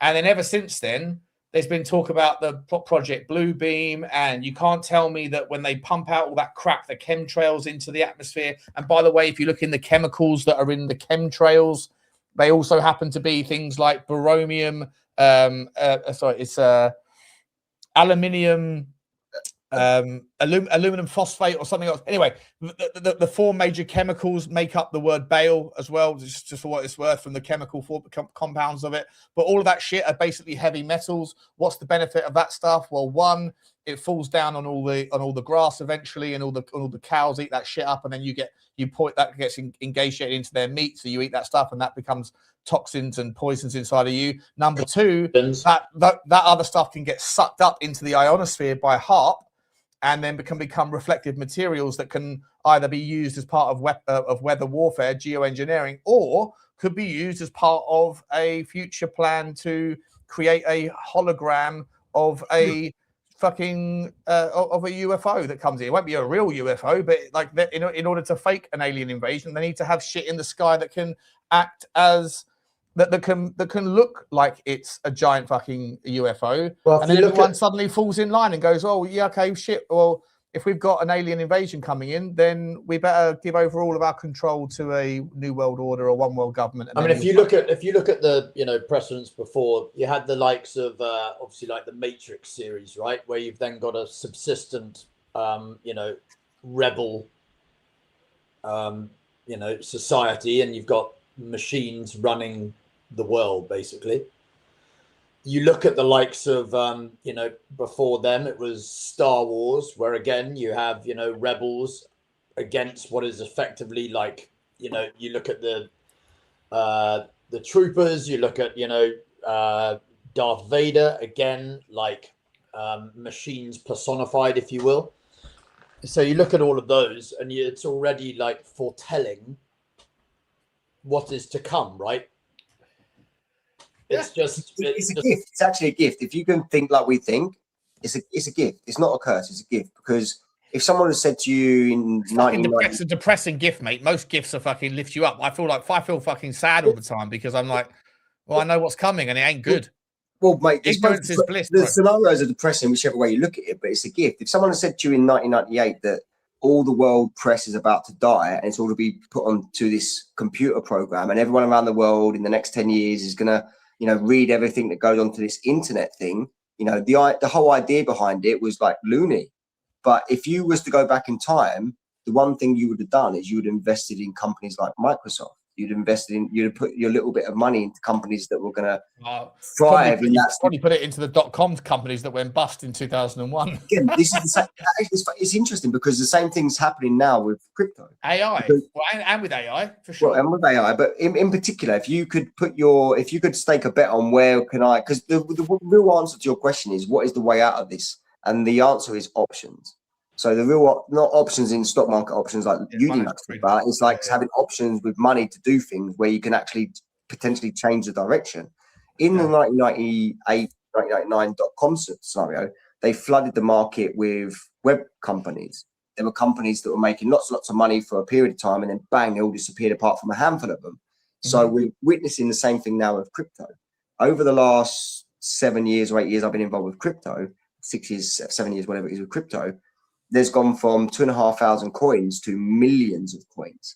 So they've basically filtered down, they filtered out, the options so that if you are a new person into the economy or the sphere of cryptocurrencies, you have now got all these different kind of scenarios and psyops and different types of things that potentially might be of interest to you. But if you can actually again look forward and think, okay, what is the enslavement of mankind looking like, and it means an infrastructure of a digital economy, you just back those horses the same way that you would back your favorite. As long as you get the right ones, though, that's the point, right? That's the trick. So if you know that's what's coming, you do the research and diligence into understanding which ones are the most likely candidates that would actually be necessary. But the problem is, though, mate, is that information has become so bastardized and controlled that everything now, you don't know where you are anymore.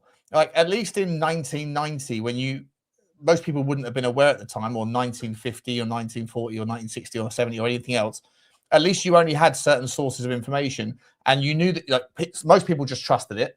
Those people that were suspicious went, well, I don't believe what I'm told because I know it's all filtered and controlled propaganda. But in the early stages of the internet, people were accessing other people's perspectives, other people's opinions, people that had done research, and it was a crazy, wild time, the wild west of the internet, the information era. Now it's got to the point where, well, I remember in the start of this Iran war, I was on Instagram and I was flicking through, and AI is so fucking crazy that you would see videos like it was only a year ago or 2 years ago where you could pick an AI video from a real video. You could see it, right? You go, you could see all the glitches. You could see the hands would pass through each other, or you could see the lip sync wasn't there, or whatever. And you go, well, that's obviously AI. You can't anymore. Like at the start, 2 months ago, I was looking at videos and I was like, Tel Aviv is getting fucking blown the fuck up. It wasn't. It was just unbelievably sophisticated AI that was looking so real. And now I'm like, I don't have any clue anymore. Like, I want to show you this video here, right? Now, this is from 3 years ago, 4 years ago. This video is from 4 years ago. It's a 6-second clip, so watch quickly. But if this came out today, you'd go, obviously fake. It probably is still fake, but it was from 4 years ago. Watch this.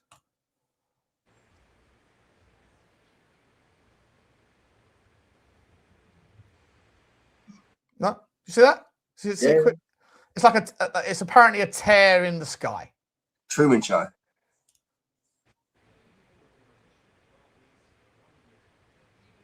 Right, but that's four years ago. I don't know. That's like probably the start of AI. Obviously, if you saw it today, you'd go, obviously it's fake. But the fact that it is from 4 years ago, you go, well, it's probably still fake. Am I making sense, or am I just drunk now? I think I'm drunk now. It's become harder to determine. You're like going back to what we were talking about there. Like in the 1990s, the most valuable commodity that a company could have was analysts, like people that could decipher information, because the information was controlled by major news corporations through newspapers.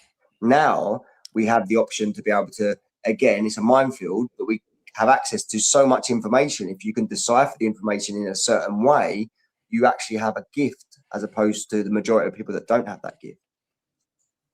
Yeah, but you can't really decipher the information anymore. Well, we certainly at Tottenham Hotspur we can't. To a degree. I think you can. Yeah, You've unfortunately, got to have the eyes to see it. You know, a lot of people aren't gifted with that, but maybe like I said, it's a gift or a curse, whichever way you look at it. But the inevitability here is that we all end up in the same place, but you either end up with some sort of type of benefit out of it, or you end up on the poor end of the stick. You know, so. And that's why Johan Lang is going to be replaced by AI. I'll take it. I'll take that as well. And AI would definitely do a better job. Yeah, 100%.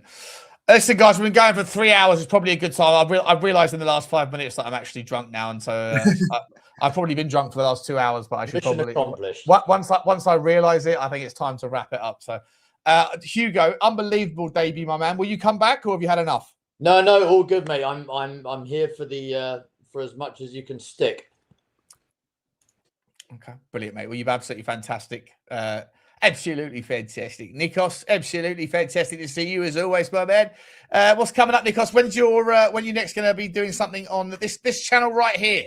Yeah, I'm not about doing last couple of weeks. I've been doing anything because I've had a bit of a schedule change. Is kids' mums? It's tax season, so she's doing all the late nights, tax reports, and all that stuff. So I've been kind of like putting extra time in with all that stuff. So I've been really like, I've actually got a lot of stuff planned. Actually, I've got a whiteboard full of stuff, but I haven't been doing anything for the last couple of weeks. So I do keep meaning to do something, and I've been talking about doing a live show with a couple of people as well, and we've got some nice ideas. We actually had something scheduled for Monday, but I had to cancel it because of, like I said, the commitments personally. So I've been I'll come on a show with you, mate. I'll come on a live show with you, mate. Yeah, well, but, as soon as the season finishes, when certain things are going to change in my scheduling, then I will 100% be able to definitely make some time to repay your generosity. I don't want to make it. I don't want to make the whole channel about doom and gloom and stuff like that. You know, I'm still having a little bit of a tedious kerfuffle with AI, and also as well, I'm struggling to get some of the how you pull the media up on this one here, how you pull the media up, how you put up a video and stuff. I'm finding it very difficult to add the media into the StreamYard.